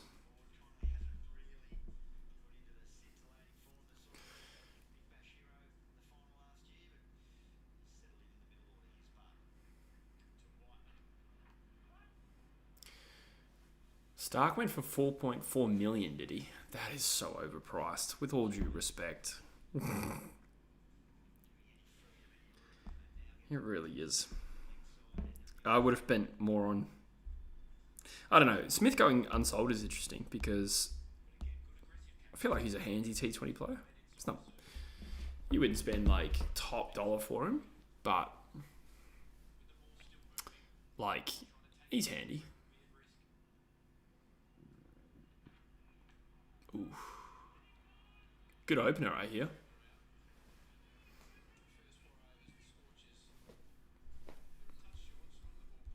I feel like we're not coping with this swing and bounce too well. A lot of mishits, or like literally missing the ball. Oh, I'm getting a little chilly. It is cold in England. It is getting real cold.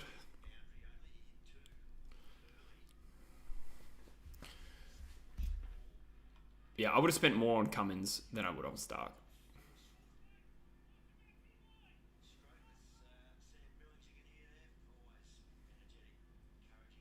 Which I know is probably a bit wrong, considering Stark's T20 record, but it does surprise me a bit. Highest payday in IPL history. That's a good point. Yeah. Yeah, that is crazy. Do you think it's just like the Australian factor? I don't know. I don't really follow the IPL, but like, do you think part of it's like branding? Like, oh, we got the Australian Test captain. We're going to spend 3.6 million on him.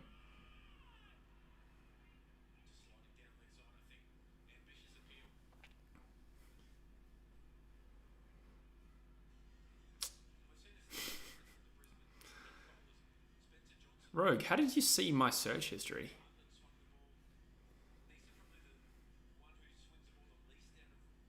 God, yeah, another ball that we've just completely missed and it's gone off the thigh. Bartlett and Johnson. Bartlett and Johnson. That sounds like a funeral home. Bartlett and Johnson. Or a law firm. Just not getting bat on ball at all.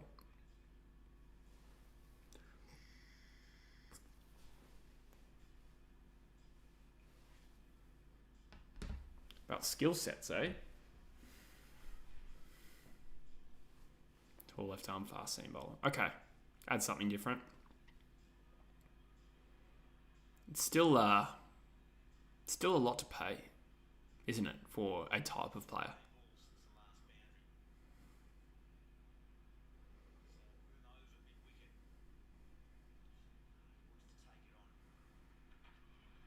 Oh, what a great over.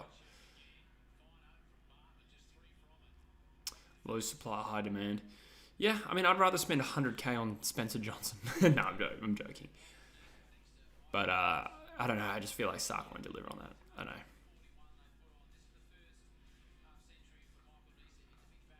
He's me. Oh my god, is that a Ben Kenobi quote? That's good. He's me. Well played. If that was on purpose, which I presume it was. We are not coping well with this ball, and fair play to the Heat. They're really challenging the bat, threatening the edge.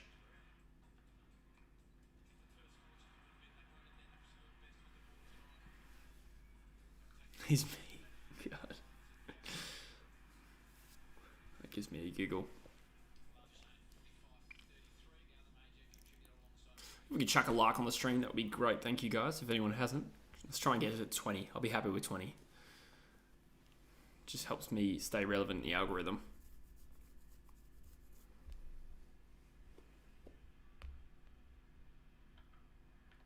Oh, another miss hit. What has happened there?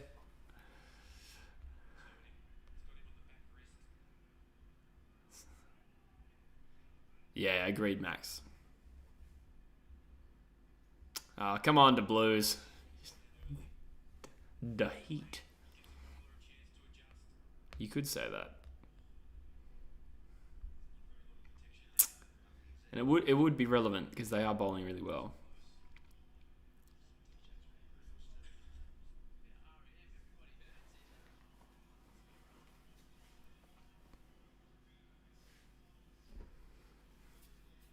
Scorchers more scathing than Heat. It's true. We just haven't been able to scorch them in the way that they've heated us.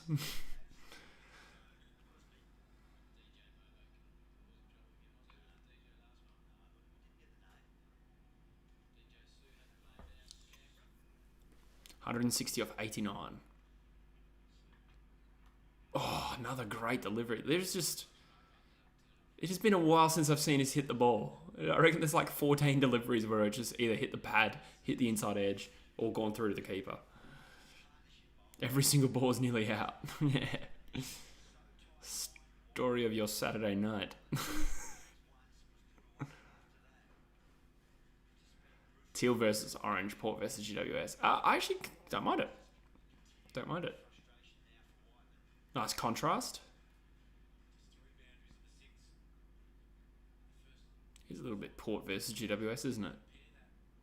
I think I like our jump. Well, sorry, I like the Scorchers sort of like uniform more so than I'd like the GWS jumper. Oh, top edge. Might be out here. Nah. Didn't hit it well enough. That was his first run. I welcome our new Brisbane Heat overlords. Yeah, I think fair play to them. They're in control here. Johnson's bowling really well. That's how they end.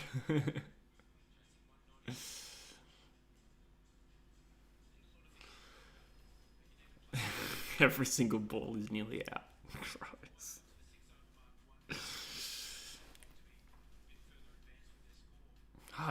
Yeah. I'm just picturing sneaky nuts. I need another image in my head. Bottom edge there. Ooh. Get a run out of it though.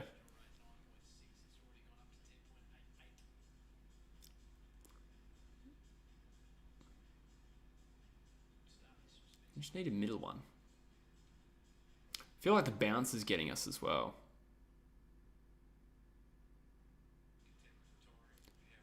Did they, Rogi? Did they really? They slip out of fine leg. Grim. Bit of a leg slip, you would say.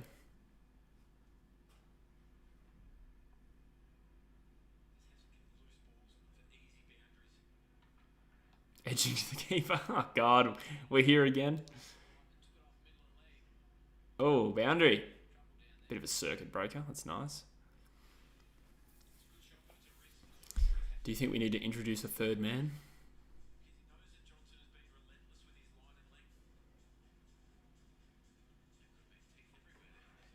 I know there's no such thing as a silly leg slip, but that can kind of work.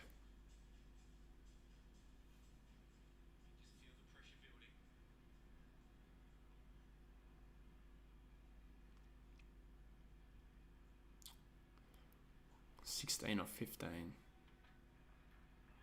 Oh. So when you said DRS heat review, I actually thought you were being dirty. I was like, are we making jokes? I was like, what does that mean? What does DRS stand for? I'm watching on KO, Jack. Oh, that would be just typical if we lose a wicket here. Asking you to be degraded. Are you serious, Rogi? On the Collingwood subreddit.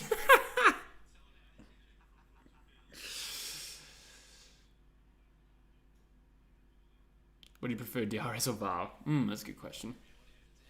I don't really watch enough Premier League in real time to really comment on VAR and how effective it is.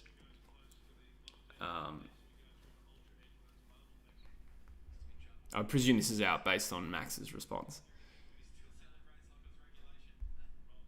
By the way, Liverpool's going alright at the moment, eh? Are we still top of the Prem? We are. We're top of the Prem. We beat Arsenal in the FA Cup at Emirates.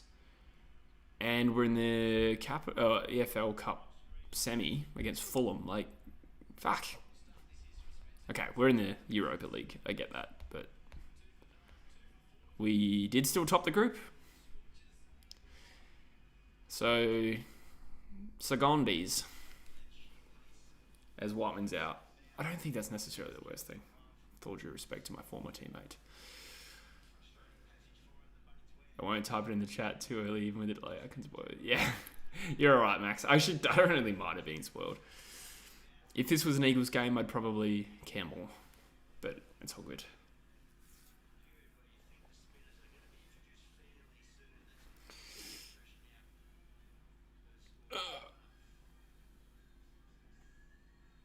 Oh, God. Your mate's one of the mods. Interesting. I wonder if I should do that on Big Footy. Hey guys, please degrade my butthole. Can you imagine doing that? You get your account deleted very quickly.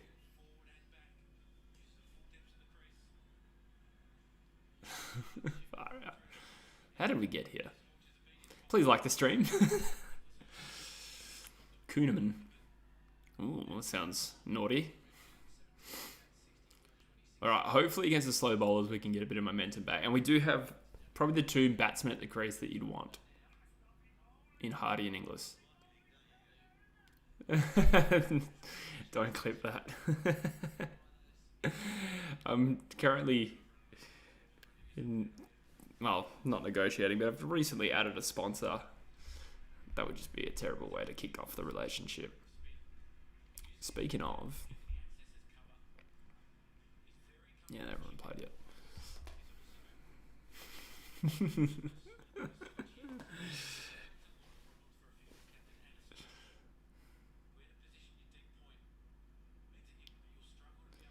Where to position your deep point? Oh, doesn't sound good. Oh, you guys have put me in a silly frame of mind. Come on, Rogie. No, tell me that's not a real link. Tell me that's not a real link.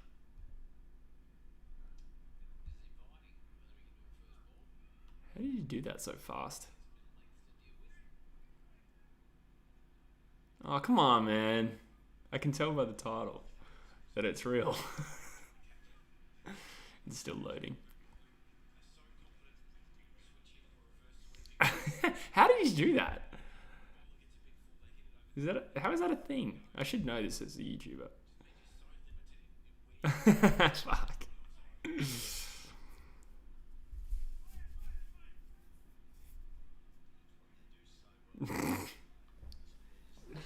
Honestly, like, to be fair, I think there's a lot of people that would see that and be like, oh, yeah, that's standard. Yeah, classic True Footy. And then there's a lot of people who wouldn't get it, but YOLO.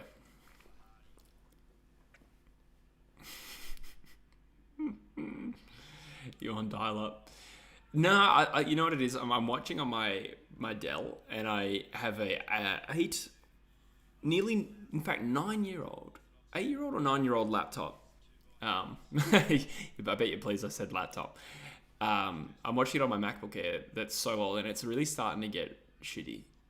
Like, even watching YouTube videos on it now is hard, but it seems to go alright for the most part with OBS. But I feel like it's in its last days. The internet speed here is good. Like, I could have opened it on that one.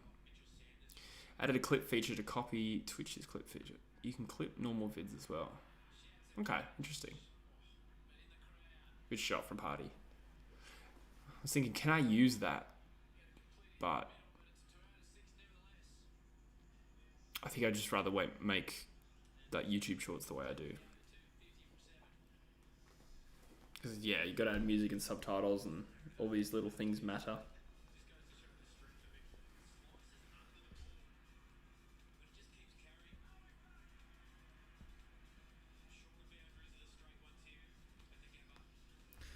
Really grinding with the YouTube shorts lately. I'm a size 32. Next to like and share. Yeah, right. I think I have seen that before, but it never really occurred to me to use it until Rogue Riot decided to ruin me in 1 minute. Gross. Let's not make a joke out of that. Swepson into the attack.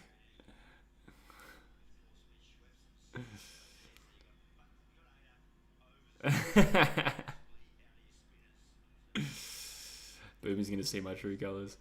Actually, it's quite funny. I've been doing Facebook ads lately to try and like build the channel up a little bit. And God, it really is just a different demographic on Facebook. Hey, I'm starting to cop so much shit from like boomers. I say boomers. Boomers are actually like 60-year-olds. Some of these guys are like 45 to 50, so they're probably Gen X, but we'll call them boomers. And it's just funny, like when you push your ads out to people who've never heard of you before, like it's so vitriolic, which I'm kind of pretty positive about, because it makes me think, oh shit, okay, there's heaps of people out there that haven't even heard of me, which is good because it means there's opportunity to grow. But yeah, just some of the comments are so stupid. Facebook comments are literally like YouTube comments used to have this reputation, and now I'd say there's so much of a higher standard on YouTube compared to Facebook and TikTok. And you got two different generations there. The TikTokers are young kids. We're all posting dumb shit when we're kids, and then boomers who don't know how to speak to people. Some of them anyway. Gotcha, Max. Fair enough. I'm not going to say that, Max. You dick. Jesus Christ. Perth starting to take back a little bit of momentum. Good shot there from Inglis.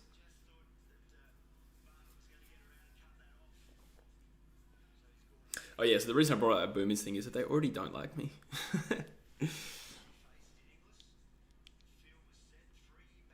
Dude, what is that, Max? I don't understand the point of those bots. The thought bots, I've heard that term before. I don't know why they exist. Like, to what end? So weird. Are they getting desperate men to click on their account and subscribe? And then what? Then they change that account into something else? It doesn't make any sense to me.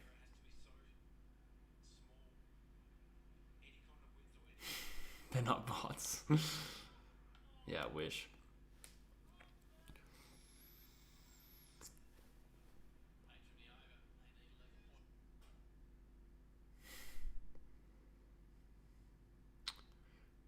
Interesting, Rogie. I haven't really found that to be the case.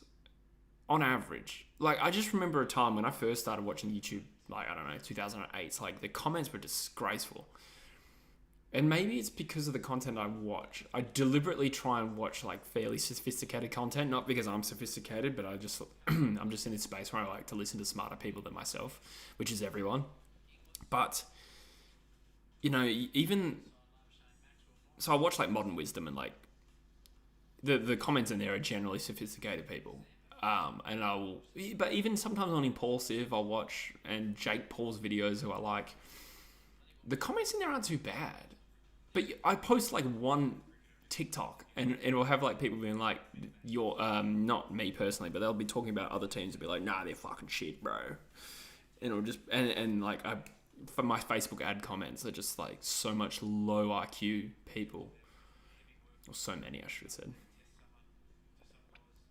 I think if you click on the account, it might be linked to a virus. That would make perfect sense, Max. I probably should have really worked that out myself, but good point. Heat get the win to remain undefeated. I hope so. I hope not.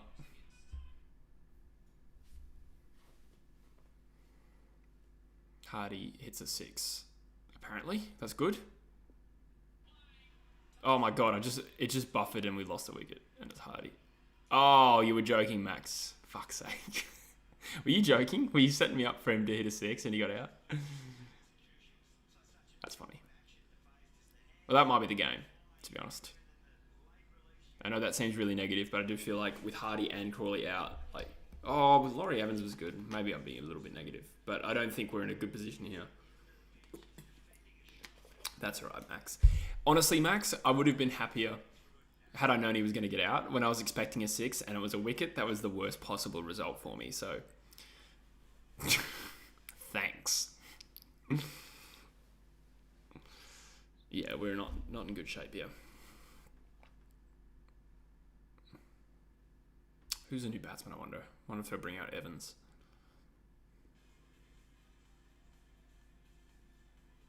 Hardy, Inglis and Evans. Yeah, fair enough. So if Inglis and Evans are in now, that's not too bad. Connolly and Agar can probably create some fireworks, but you don't want them in too soon.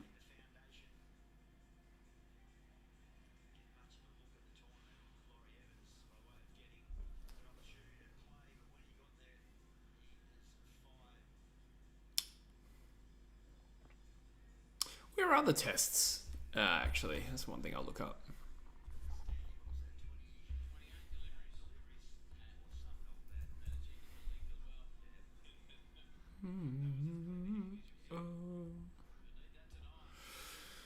3 for 58. Yeah, Evans is in. Oh, he's in some form, but they are bowling really well.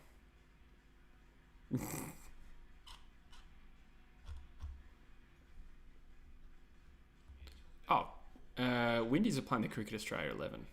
What even is the difference between the Cricket Australia 11 and the Prime Minister's 11?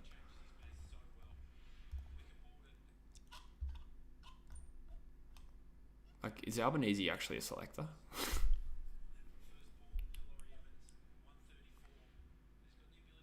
I suppose the Prime Minister 11 is more considered almost like an Australia A by the looks, because the Cricket Australia 11 looks like it's a much younger team.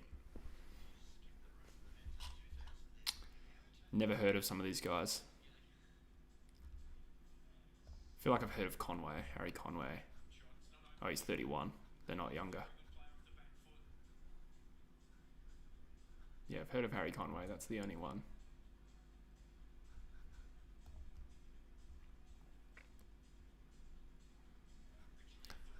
Oh yeah, I was looking at where the tests are.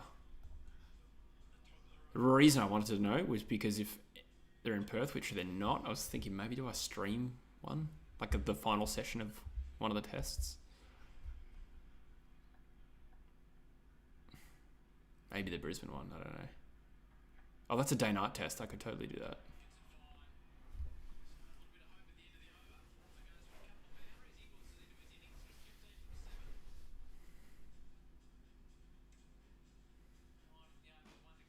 It's because the Big Bash is on.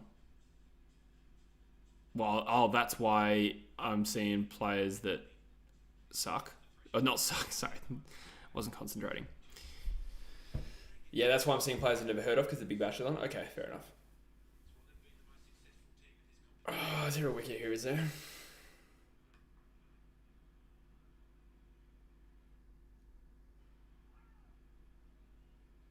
feel like you're lying. That wasn't a wicket. I'm not that far behind, am I?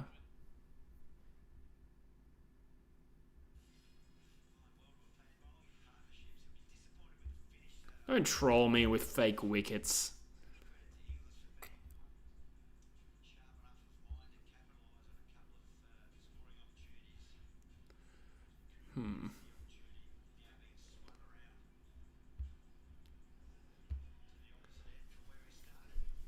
I'm inclined to believe you now.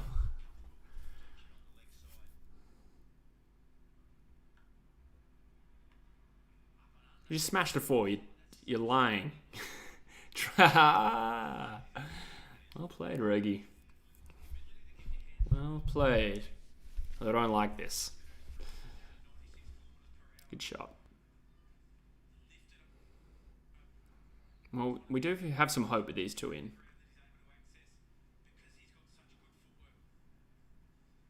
This time it's a nice surprise, yeah. I'm not too worried about the 12 and over run rate. I feel like we could... I mean, if they can score, what, fucking 86 or whatever it was off the last 5-6 overs, like... Then on this deck, I think we can. Once the ball settles down, like... Once the ball gets a bit older and the seamers aren't just completely beating the bat every time. Just need this to be a genuine partnership. Kind of frustrating we're in this position considering we had him 5 for 99.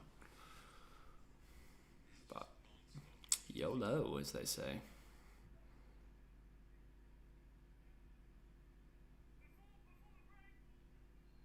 Okay, Max, thanks for joining us today, mate. Enjoy your food. I'm actually starving as well. I'm definitely going to eat after this. I hope you're right, Max.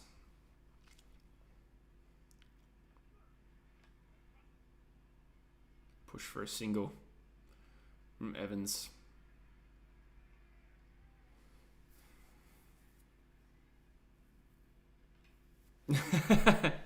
Enjoy the misfield. Thank you, mate. We're on 19 likes. If we can just push for one more, I'll be happy. Please and thank you.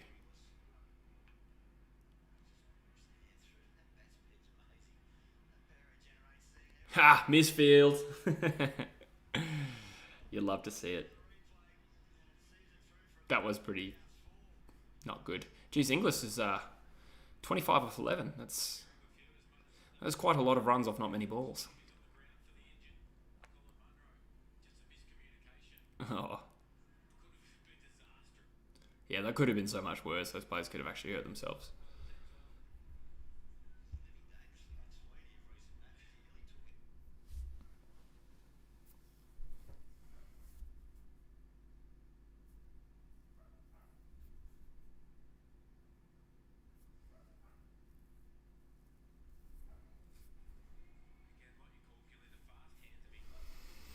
Good over so far, 10 from 4 balls. That was a weird shot. And I'll just go for a single.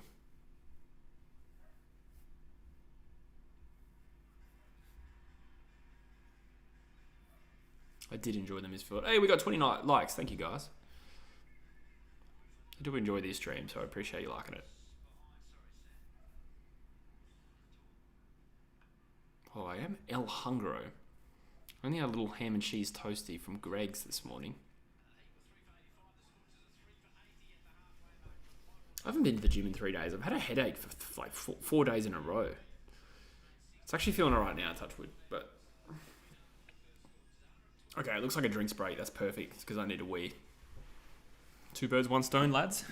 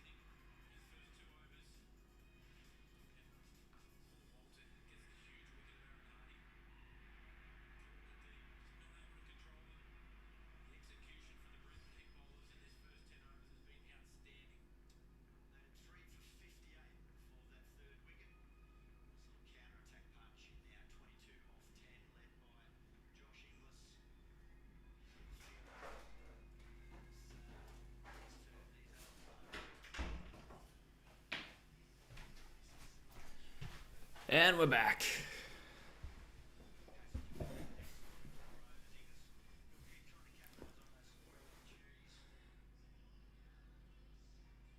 Rogue Wright gifted a True Footy membership. What does that even mean?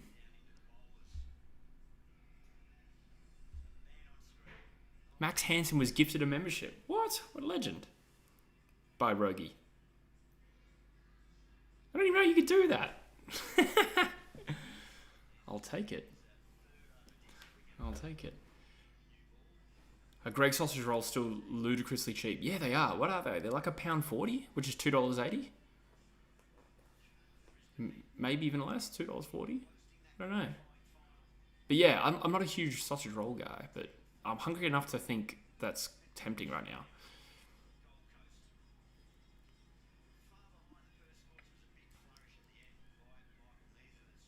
G'day, Brandon. Sorry.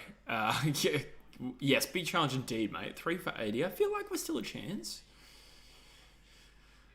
Knees are back in. Is a bit worrisome, but yes.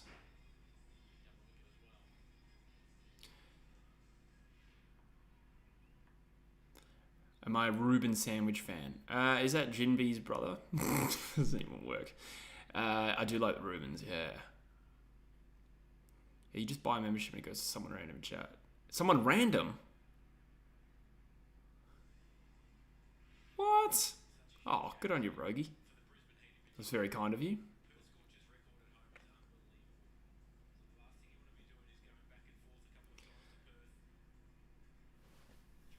What sausage rolls? Rats coffins? Rats coffins. It took me a while. I was like, what? I don't mind sausage rolls, but I wouldn't seek one out. Like, I never really get them.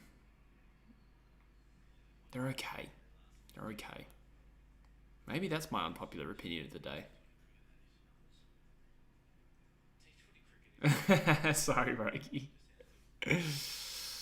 Oh, that was very kind of you, though. So that means we got 7 memberships now, which is very nice. Is Max even, like, still there? Is he aware that that just happened? Probably not. He will be, I'm sure. Legends. Stop streaming when you just get paid, yeah. Well, thank you, Rogie, as well. I'm just sort of like working out exactly how that happened. Yeah, legend, mate. Thank you. So generous.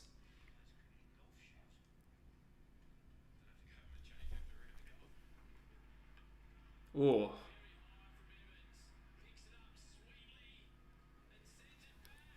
It's almost like you're a double member, Rogie. I need to add some benefits for you.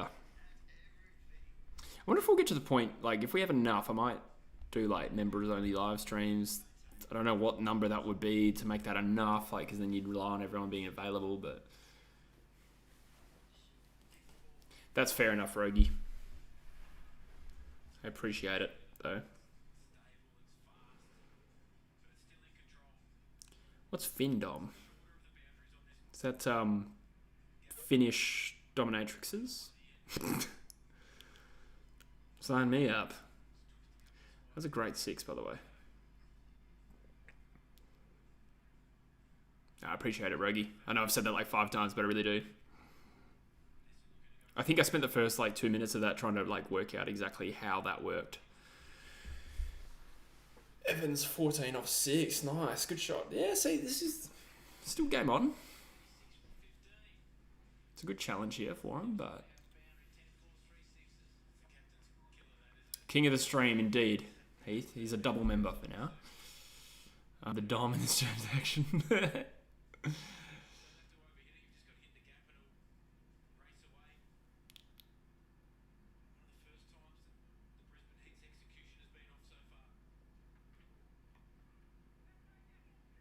Whoa. Oh, direct hit would have had him out by a mile. Lucky. So was that 13 off the over or something like that?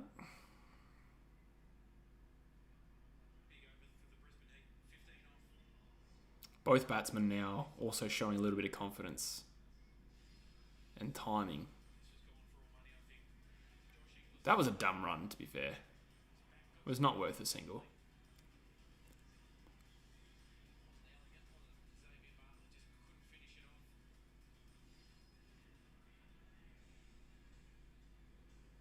Financial domination. People who get off spending the money.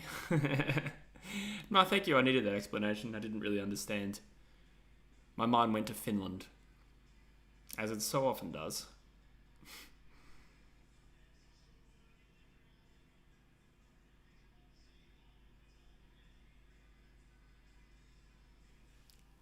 I used to stream on Twitch and have friends who stream, so I understand how hard it could be. Thanks, man. You're a good guy. I didn't realise you used to stream on Twitch. I've never done that before.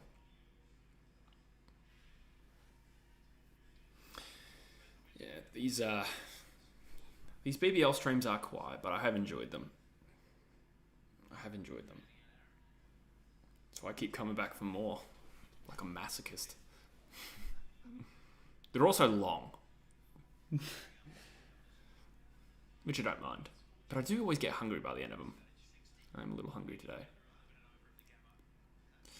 9 overs to go. This is actually a pretty juicy game, I gotta say. First versus second.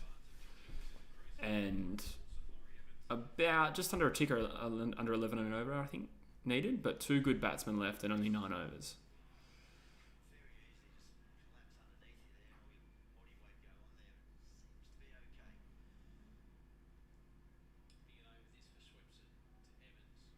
Sweeps him back into the attack.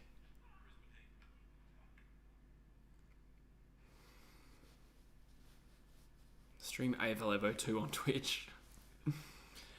I've been thinking about making some like gaming content at some point, but to move to England, I sold my console. I didn't take anything over here. Also, AFL 23 came out while I was already here. But I was thinking it'd be kind of a fun thing to do. And it kind of gets views. Well, it has the potential to get views. By the time I get back to Oz, it'll probably be AFL 24. Or 25. I don't think there is an AFL 24 planned, is there?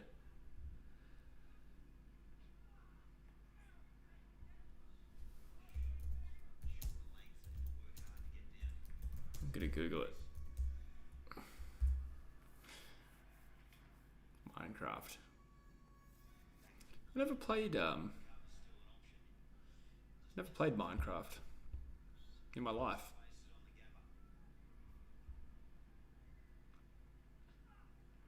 Not a huge gamer. I played a few games, but I kind of just like played FIFA repetitively.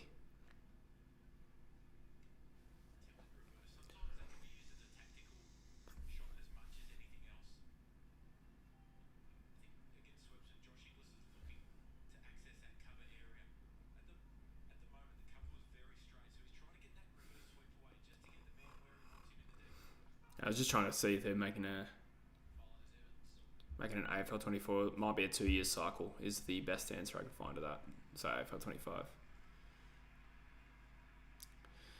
AFL 23 is dog shit. Is that right?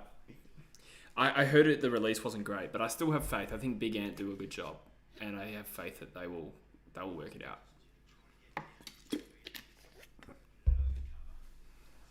Because to be honest, AFL Live was a better game than AFL Ever 2. And that was Big Ant's first crack at it. So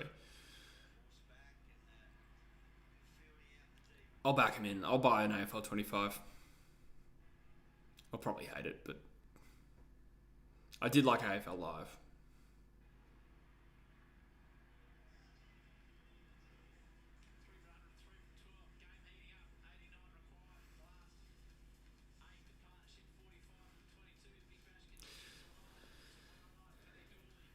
Yeah, there's a lot of streamers out there who like just like grind and like get 0 viewers and they still do it. Like I respect that. It'd be tough.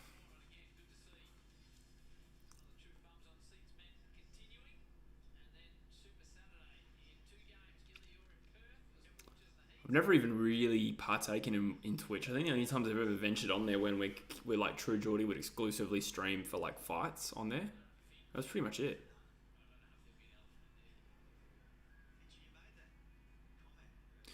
Tell you what, Rogue, you have to agree with that. Streaming with friends is so much easier.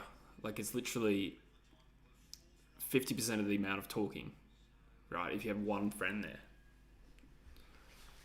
Which is fine. Like, I'm enjoying this, but yeah, as I'm sure you know, when you're just talking, almost like a monologue. Like, I know I'm reading out and I know there's pauses, but you do a lot of talking, and by the end of 4 hours or whatever it's going to be, 3.5, yeah, you're tired. But it's fun.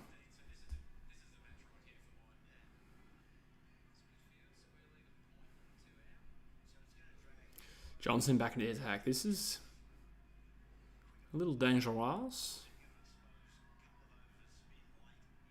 Only go on for mate streams. Yeah, that makes sense.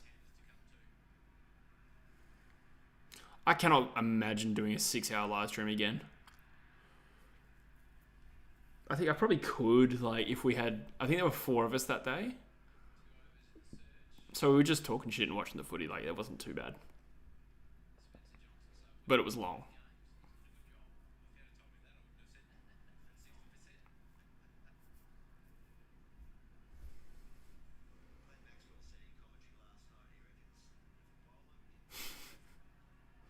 Is Cricket 24 not good, Heath?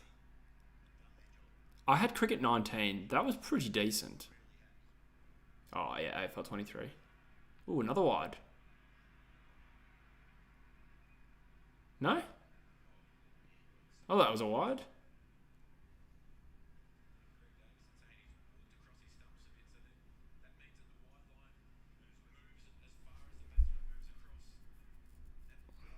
Need to watch the replay to see if that was genuinely a wide, but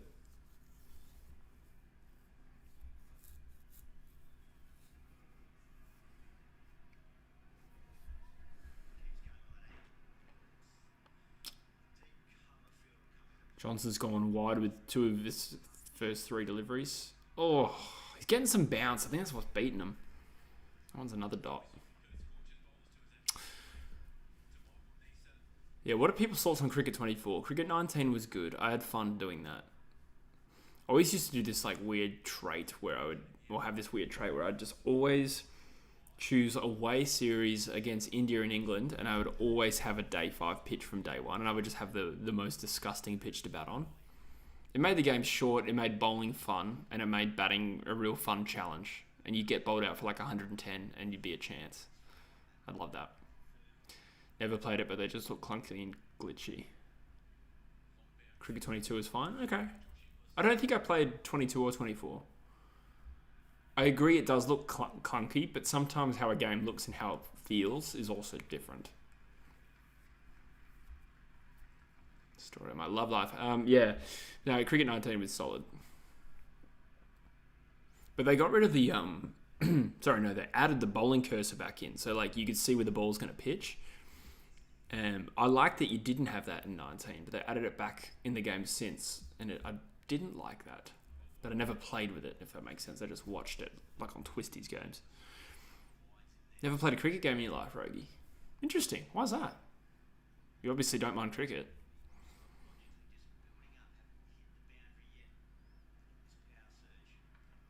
The cricket game's comparatively... He's just bowling shit wides now.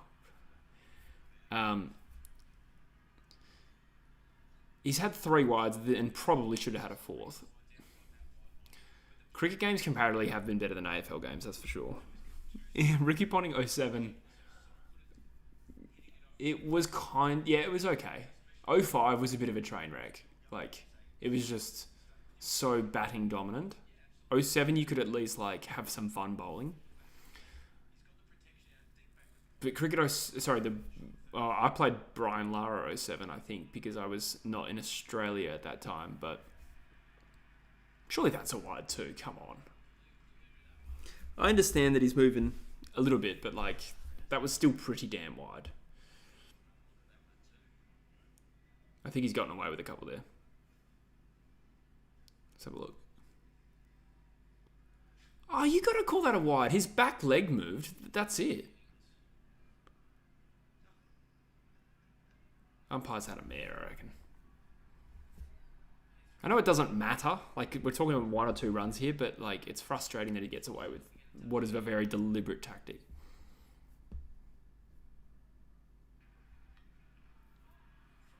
Looks like that is going to go deep.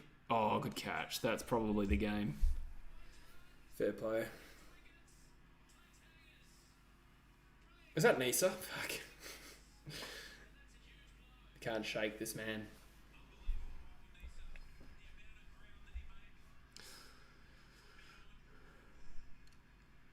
Fair enough for a year. My favourite cricket games. Cricket 07 was decent by EA. That was the last EA one. Cricket 19 probably. There was a couple of bad ones. There was Ashes Cricket 09. There might have been an Ashes Cricket 10 or something like that as well. Or 11, whatever it was.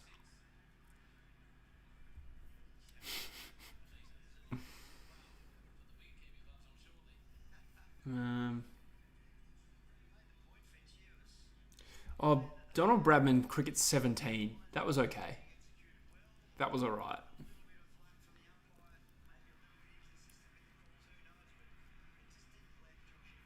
But yeah, Cricket 19 is probably the best one that I played. As long as it's fun to bowl, that's kind of how I judge a cricket game. If you can bowl and beat the bat. There was a lot of games where you just couldn't beat the bat. G'day, Gojo Nico. We do have an interesting game. I do think that this game was poised somewhat evenly. Or no, not evenly. I'd say we had a good chance until Inglis got out. Now I'm thinking this might be done. Ashes crickets are all shit. Yeah, how many were there? There was 09 and whatever the one after that one was. I think it was just 2, and they were not great. Almost want to look at it on YouTube just to remind myself of what it really looked like. I think I remember.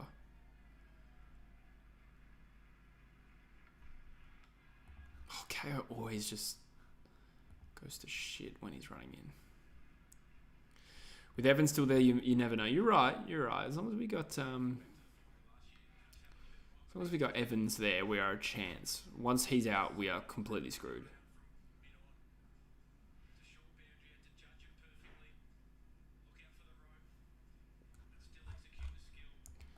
What was I looking up? Ashes Cricket 09.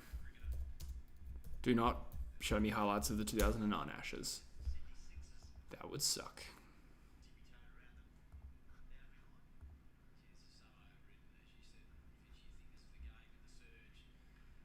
Oh, I remember this now. It actually looks nice. And the draftees with the weirdest name come in.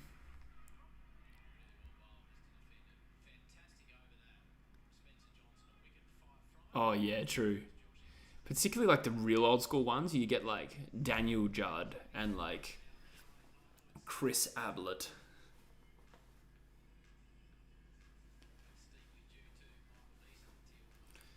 Oh, yeah, he's Ashes Cricket 09. God. Names like Jesse McClure, yeah. That was a real one. I was on Carlton's list.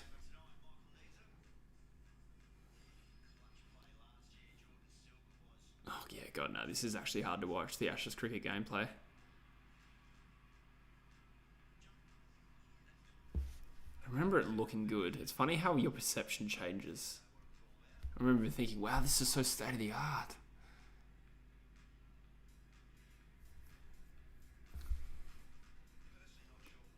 Almost satisfied with the trade, my ass.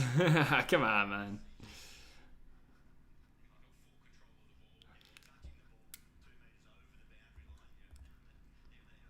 Anyone play Footy Fanatic? That was a computer game. I've still got it. It's almost like a shitty Football Manager for footy, but it was good, but it was like, I don't know how to describe it. There's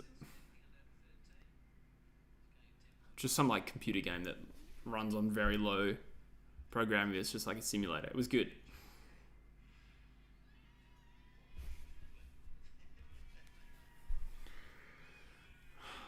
(24 of 13). Evans has seen him fairly well. Bartlett was good in his first spell. It was a good slow ball, kind of. He's been smashed for 6. It looked good, though. I don't know what it means to look good when you get hit for 6, but it just like, I don't know. Don't know what I'm saying. 76 or 40.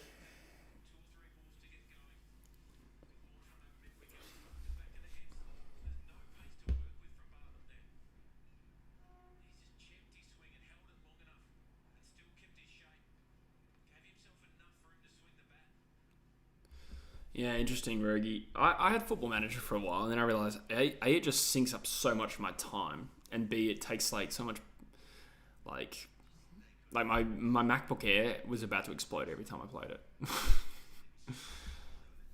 But it is fun. I just don't have that time, and haven't for like a decade.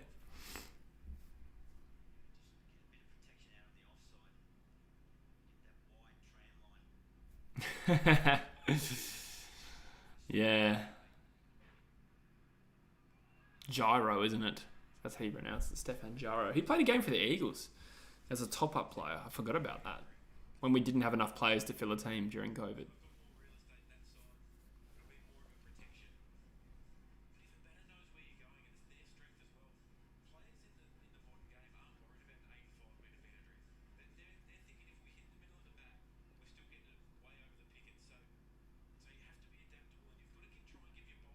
A lot of wides here from Brisbane.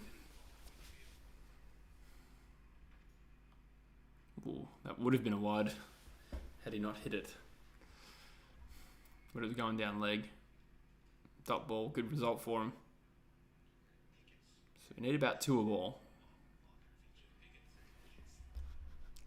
Now I'm going to look up Ashes Cricket 2010.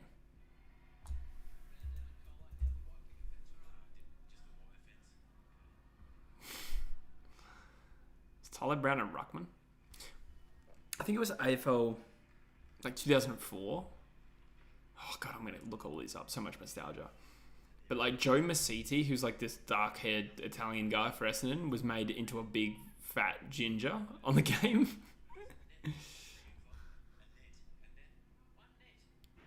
Oh yeah. Oh no, it's called International Cricket. Oh, Ashes Cricket.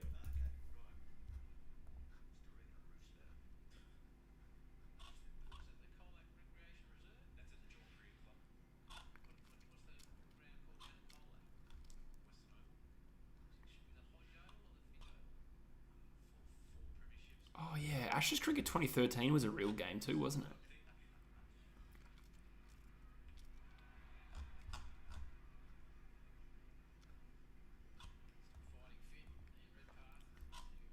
But didn't they release Ashes Cricket 2013 and then they pulled it? They stopped distributing it because it was so bad. AFL Live 2004. There you go. Yeah, I remember that. I think I was too young to know that it was wrong. I kind of just learned about it years later. I was like, the hell?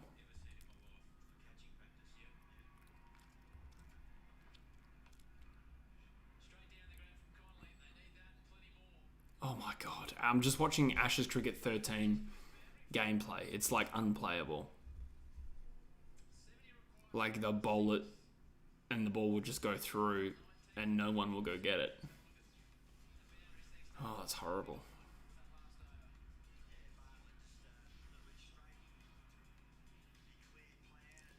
No, he was took a few ruck contests. Yeah, sorry, no, I meant... Okay, I was confused by what you meant by that, because I know Tyler Brown, but I meant was he a ruckman in the game or something? I don't see it happening this year, Brandon. But it's not crazy impossible.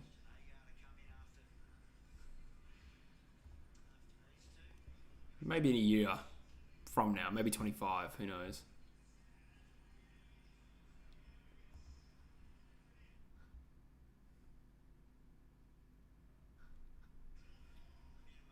All right. Oh, AFL Live Premiership Edition. This was a good game. Kind of.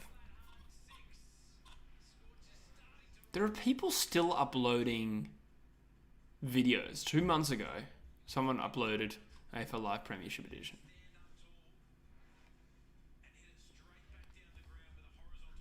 I've completely stopped watching this game. Sorry. I'll get back to it in a second. Was that another 6? Yeah, that's right. The commentary was iconic, though. Hands on heads for the losers. What was it? There's something despair for the losers. I don't know. Fuck, I forgot it. I read it the other day and I laughed. AFL Live 04 is strange. Did it? Did it have the 2003 fixtures? That's poor. Did they release it before 2004 or something? Oh man, I remember this game. I remember taking this game so seriously. What I'm currently watching is AFL 04 Premiership Edition. Pretty sure they used to have a feature where you could grab the ball out of the ruck and it would just always work. I think I won the Brownlow with Michael Gardner.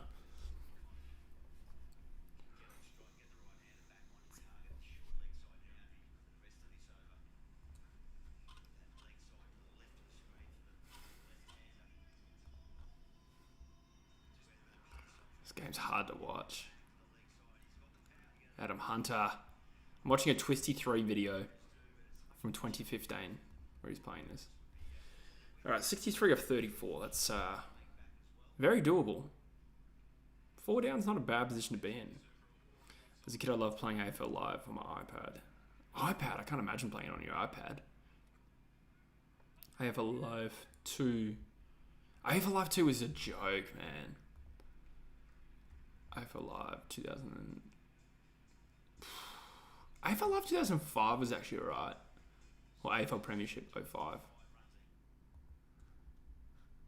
I love doing this. I love looking up old video games that I used to play and just like enjoying the nostalgia.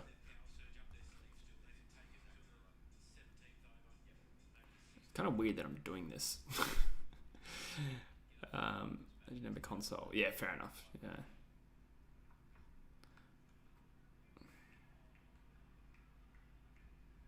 That is a hot take, Rogie. Entirely possible.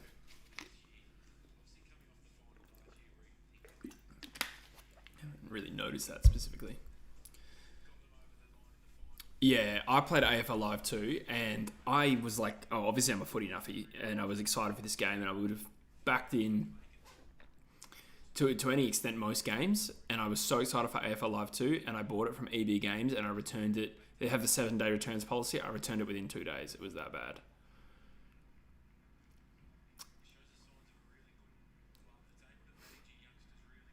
Yeah, right. Interesting, Brandon. That is an interesting stat. Yeah, that was the first year Fremantle made finals. They lost to Essendon.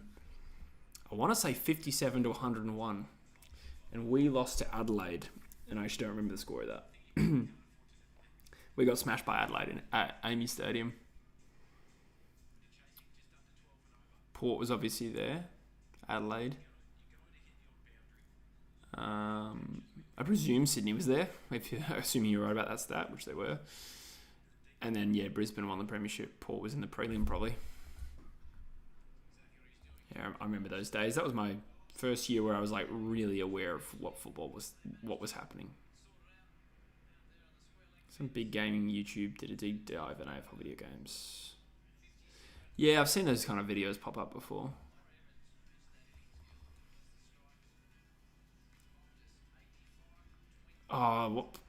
Watching AFL 05 right now gives me some nostalgia. Like, it's a shocking game, but I do remember just like sitting in my lounge room, staying up way too late on nights trying to win the premiership for the Eagles. And just getting so frustrated. Collingwood and Essendon only Melbourne teams to play finals in 03. Some good trivia questions. First of all, you'd be like if it was a quiz night, you'd be like, what was the only year all non-Victorian teams played in finals? And then you would follow it up and be like, what were the 2 Victorian ones? I reckon I would have got that right, because obviously Collingwood played in the grand final and Fremantle lost to Essendon. But yeah, fun fact. Now let's look up AFL Premiership 06.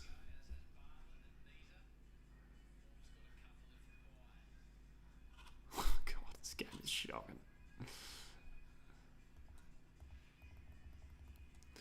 07 was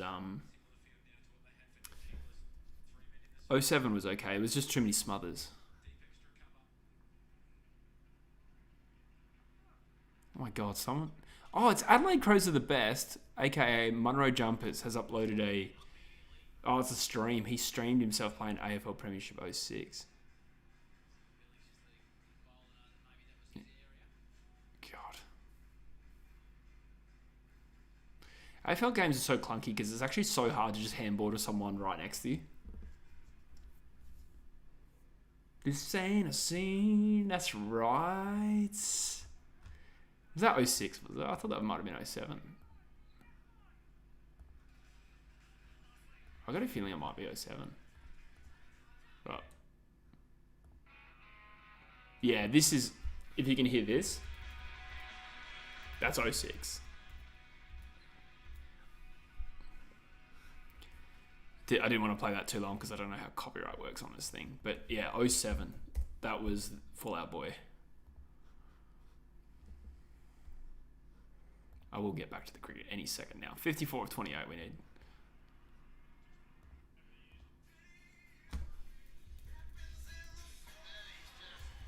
I remember liking this song, '07, man. I remember that year so well. That was the year I left Australia.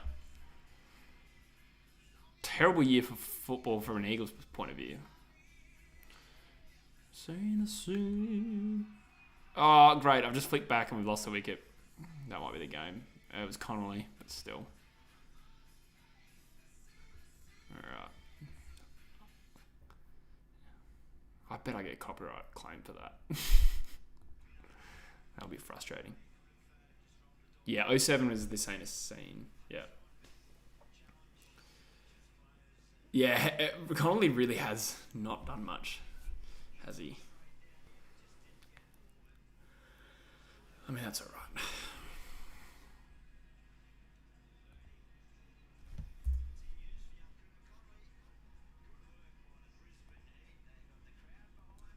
Yeah, the Heat have just been a little bit too good for us today. Oh, I've got a video called Ranking AFL Video Games. God, I can't watch videos from that long ago. For me, it was just a train wreck. I just saw myself in my own recommended. It was Six Rings a Bell because I would watch it. Oh, yeah.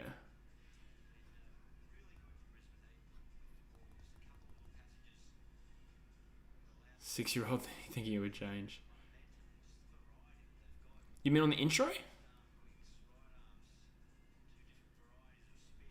I would have thought it would.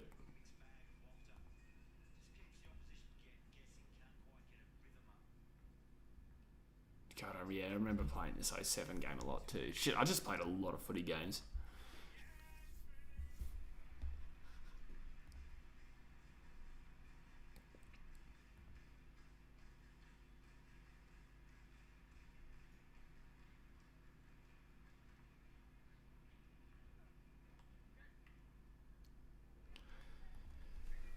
Agar. He can hit.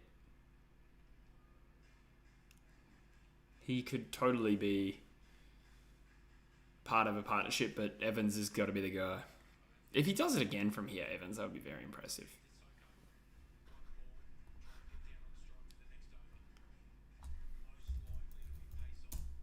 Now I'm looking up AFL Live because I want to remember how this game... Oh man, this was such a level up. This was a good game. Yeah, AFL Live is probably my favourite AFL game to answer your question, Brandon.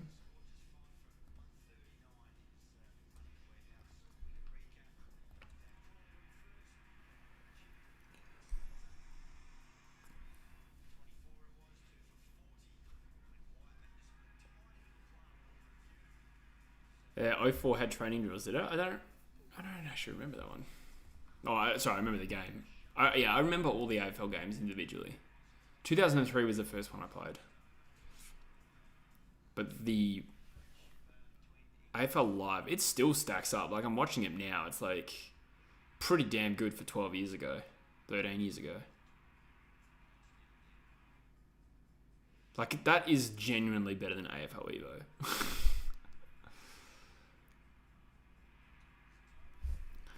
Have I challenged Studi for a game? No, thank you.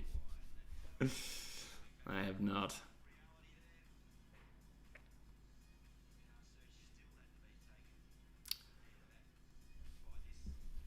Oh, Heath.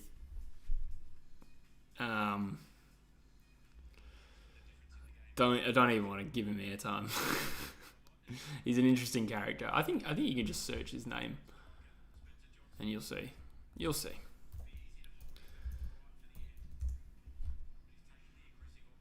Yeah.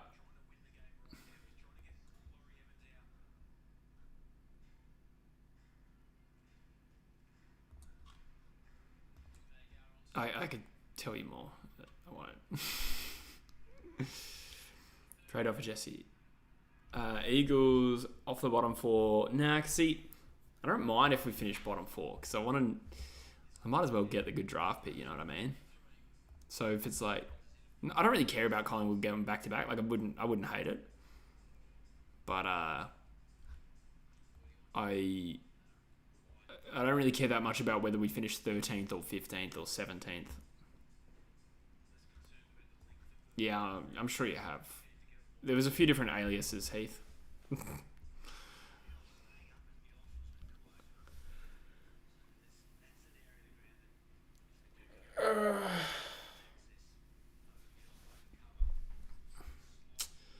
That's a generous description of him, Brandon.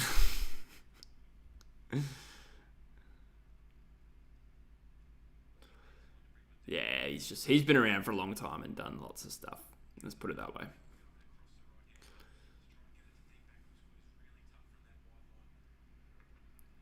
Heath would hate that so much. What, a back-to-back for Collingwood? Oh. Oh, what just happened? So he messed up a run out. Evans has refused to run. Agar kind of gave up. Instead of running back, which was the right thing to do, he just kind of got pissed off. That was all just bad from everyone around. Roki.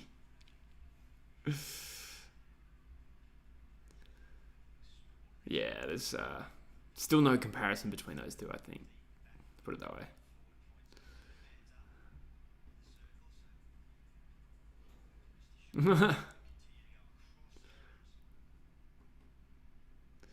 $52 from 22. Shot. Let's beat the infield and might get a 2 or 3. Oh, Marnus has knocked it into the rope. Unlucky. He did all the hard work. Sprinted hard for it. Unlucky. I gotta say, I've never really watched egg footy. I've heard good things, though. Come on. I kind of want to watch some egg footy stuff. I'm vaguely aware. Is it like comedic stuff?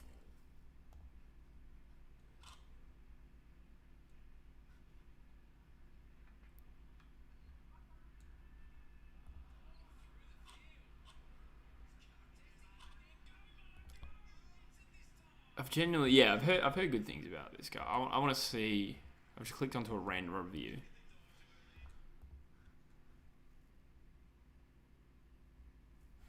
Oh, gross. Hey, Zach, how you doing, mate? Good, mate, yeah. It's still in the morning here. Oh, for 2 more minutes. It's going to be midday soon in England. But day's been good. I've just been pretty much doing this. How about you?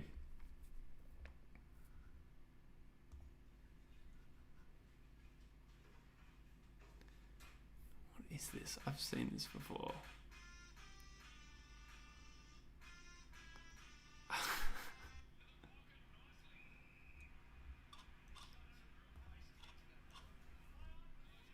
Is it actually interesting? Is it like...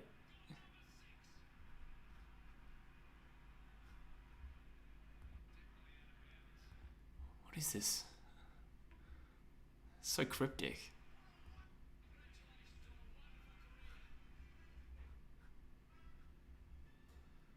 Is it just like memes? Is that what's happening? Oh.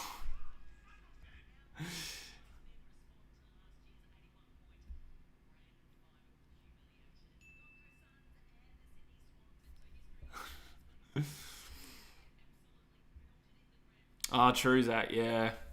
Yeah, the Will Day news is a bit of a blow. So what exactly is that? So I've screenshotted that. It's like a fracture, or a stress fracture injury, or hotspot, something like that.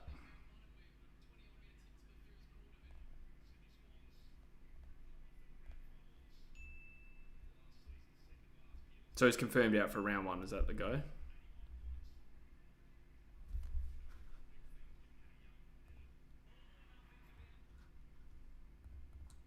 I should get back to the cricket quickly here. Oh, Rogie, that was clever. It is actually good? Okay, I'll check it out properly when I'm not streaming, but... Oh, he's in a race to be fit for round 1. Oh, that sucks. It begins...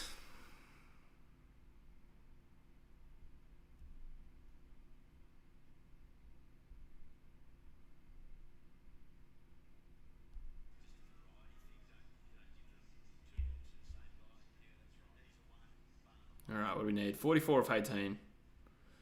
Doable. Improbable. For every Jagger skill back. 100%, man.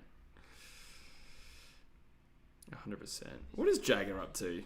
Does he just kind of like dip in, make a banging video, everyone's like, yes, and then he dips out? Is that... There's someone else too. There's another Jagger skill back. I want to say his name's Aaron Tennant, but I don't know if that's his real name.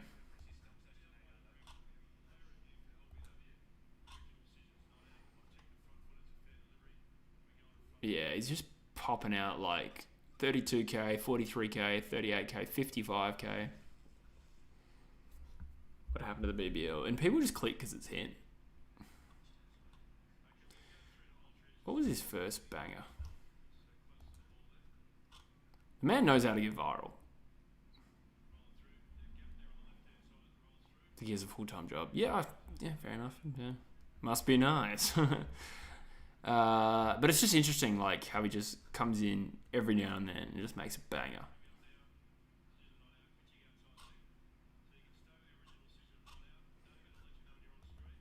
His first video is called How BoJack Horseman Should Have Ended. Then How David Dobrik Changed YouTube. And then he's got a 47-second skit in which it looks like he's in the video.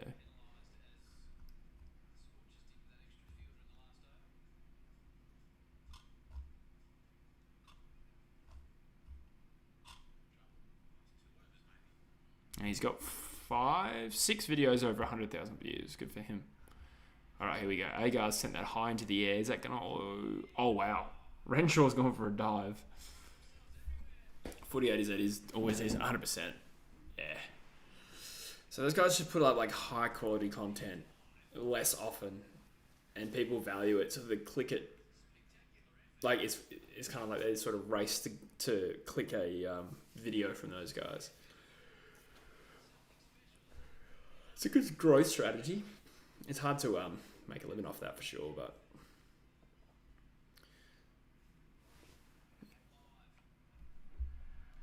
is this out? Yeah. No, he's just got the wicket. That was coming.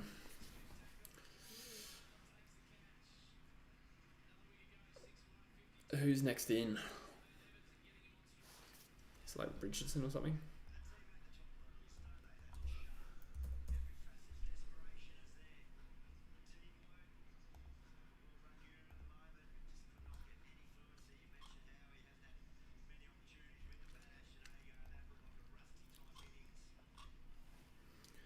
The new batsman is going to be probably Richardson.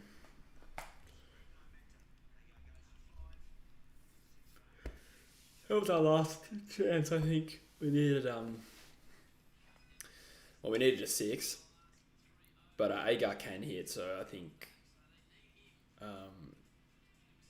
Joe Richardson, he can kind of hit too, can't he? But still. Yeah, interesting, Heath, that you enjoy watching SEN content. Like, I keep an eye on their videos. They bang. They really bang views. So fair play to them. Even in the off season, they just upload like 5k views straight off the bat. I'm just like, fuck. I mean, it's kind of encouraging because it just means like if I can get my content to that standard, like it means there's interest. Like if enough people are watching their content and it's banging, at least the views are possible. That's all I need to know. I'm near Manchester, Corbs, and no, I didn't go and get a job. I decided to do this full time for a little bit longer, which may prove to be a terrible decision, but so far I haven't starved. But it might be close in January, or the end of January. Fox Mine only had 2 shows worth watching, First Crack and On the Couch. On the Couch is really good. I never really watched First Crack, to be honest. But On the Couch for me is like the number one.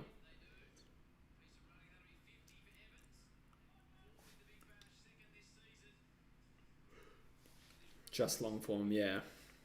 true.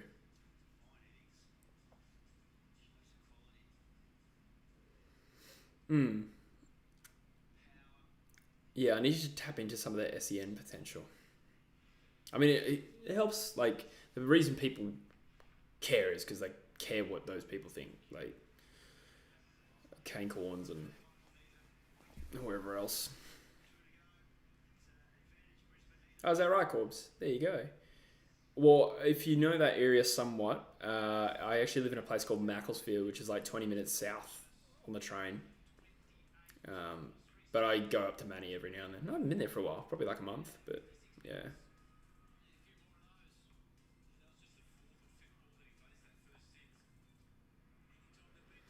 Evans made it to 51. Gonna need a few 6Rs.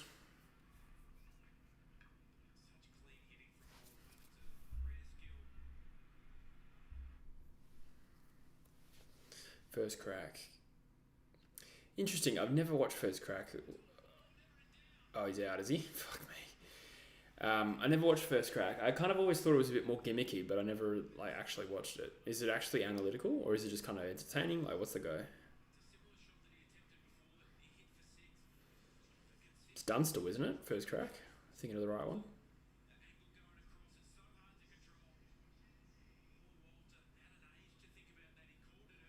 That's a good catch.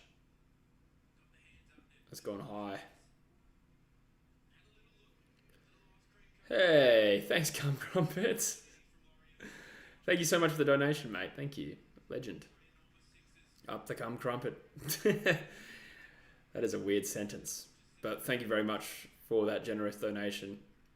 Really appreciate it. Shout out Cum Crumpet and Rogue Riot. Never thought I'd say that sentence before in my life, but here we are.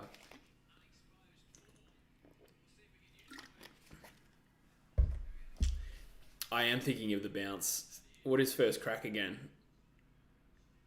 I don't know why I thought that was Jason Dunstall.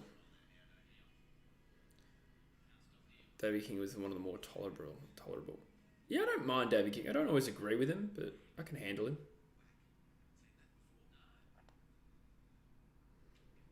I like On the Couch because it's just so data driven, and it's just like they're not really trying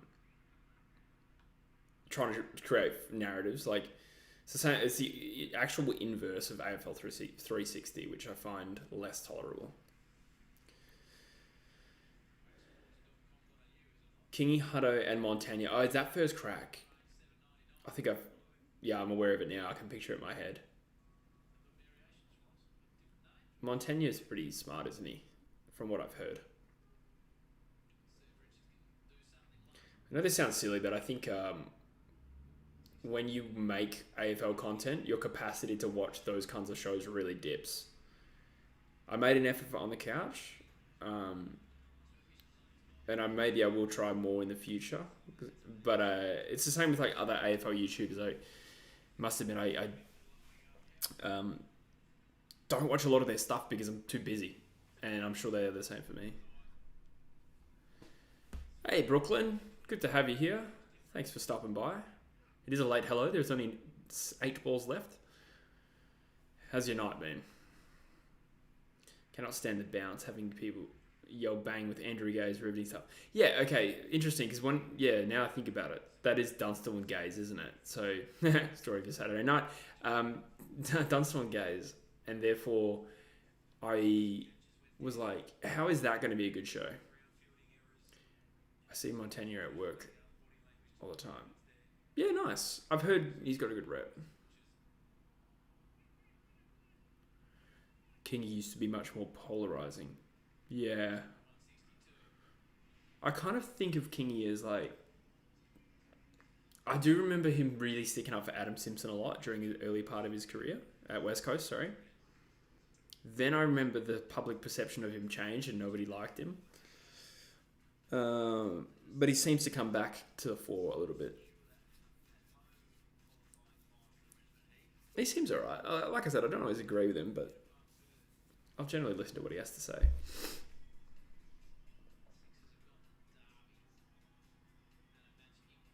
I quite like Nick Rewalt, to be honest. He's more of an on-the-couch type operator, but him and, in particular, Paul Roos. Paul Roos used to be a really good analyst, as you can imagine. Brooklyn likes bounce. Isn't the same without Spud. Yeah.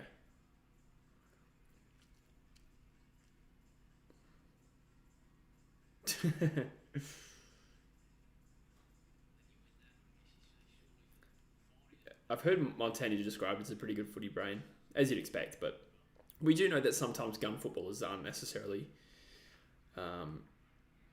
deeply analytical about the game. The Heat pretty much got this game sewn up now. 5 sixes needed off the last 5 balls, so it's pretty much game.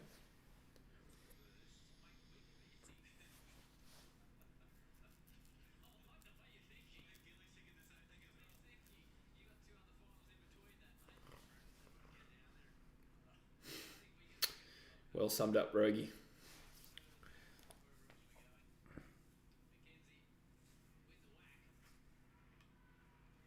Now, I think I can certainly handle criticism of the Eagles. I make criticism of the Eagles. And at times, Kane Corns has been right about us. But at times, he's also been woefully wrong. So I'll just call it when I see it.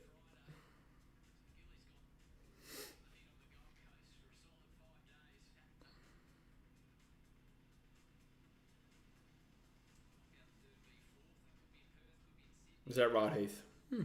Makes sense. Oh yeah, Dunstall did get angry over dribble kicks, didn't he? Every ball is going out to that mid-wicket spot. I actually think Dermot Brereton is also a very good commentator. I know he's like this monumental prick in person, but he's actually a pretty good commentator, I think.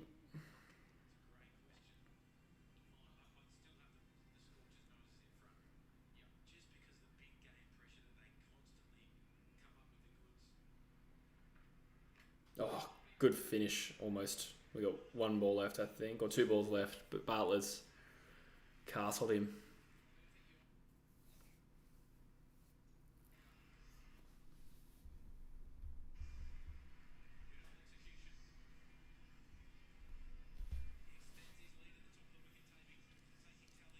Good bowling performance from the Heat, to be fair.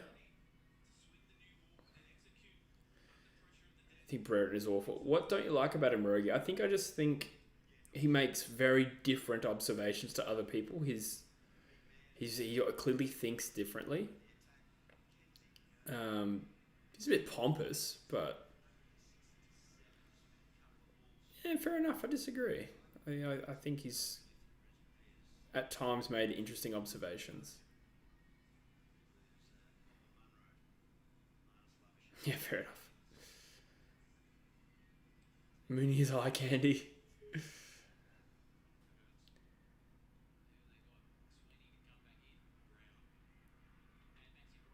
Oh, perfect Yorker. It's blocked out by Berendorf. They'll go single.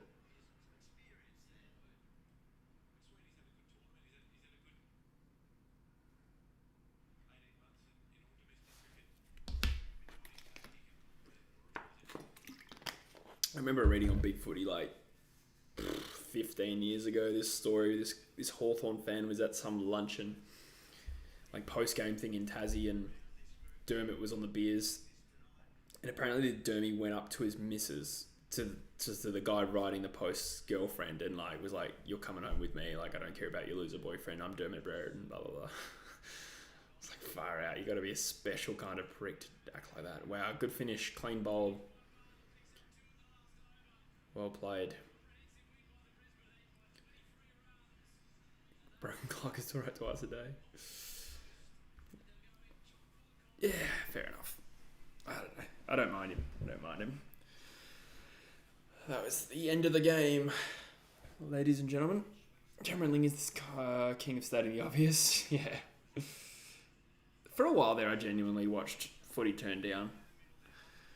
I don't really care for the commentary. I think BT is probably the worst. Dwayne Russell was also really bad. really not great. Like, I realise that he pops up sometimes for big moments and he's...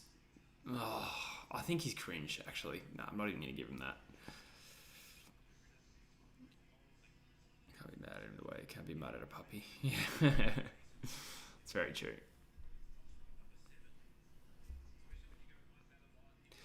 Alright guys, well, I might wrap this up. This has been 3 hours and nearly 40 minutes. And it has been great.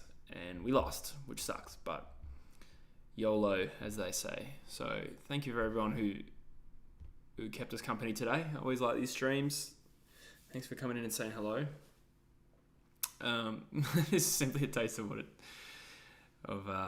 it's like to be a Gates fan. Yeah, that's all right. We lost to probably the best team. We weren't a million miles off. We're just a little bit sloppy, I think, but that's all right. We've got them again next game, I believe, so that'll be interesting. But for now, I should also thank you again. Hope you enjoyed the stream. I don't know when we'll be back. I say that every time. I haven't really thought about it. It kind of depends on my upload schedule, so I'll see like, yeah, what day works. But thank you guys again. Shout out Rogue Riot. Thank you Cum Crumpet as well for the donations and memberships, etc. Will Max ever know he's a member? He should get a notification, I think. Yeah, I'd imagine. Weird. But yeah, see you guys. Thank you, Brooklyn, for stopping by. Oh, Max, there he is. Max, I have to ask. Are you aware that you got gifted a membership while you were gone? The Scorchers did win, yes, Max. Yes. I'm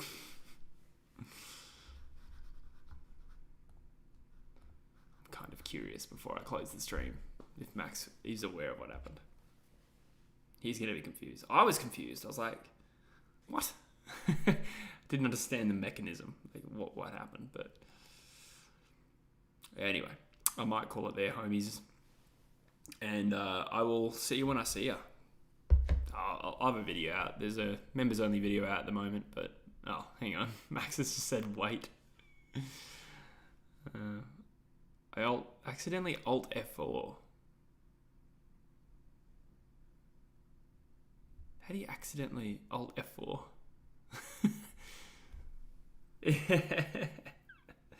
Yeah, Rogie gifted you one, mate. He's paid for a month of membership. So, thank you very much, Rogie. Rogie did. Rogue Riot. Yeah. So, there you go. Enjoy. You get a bit early access to videos and stuff like that. So, thank you very much. And, yeah, I'll see you guys. Take care.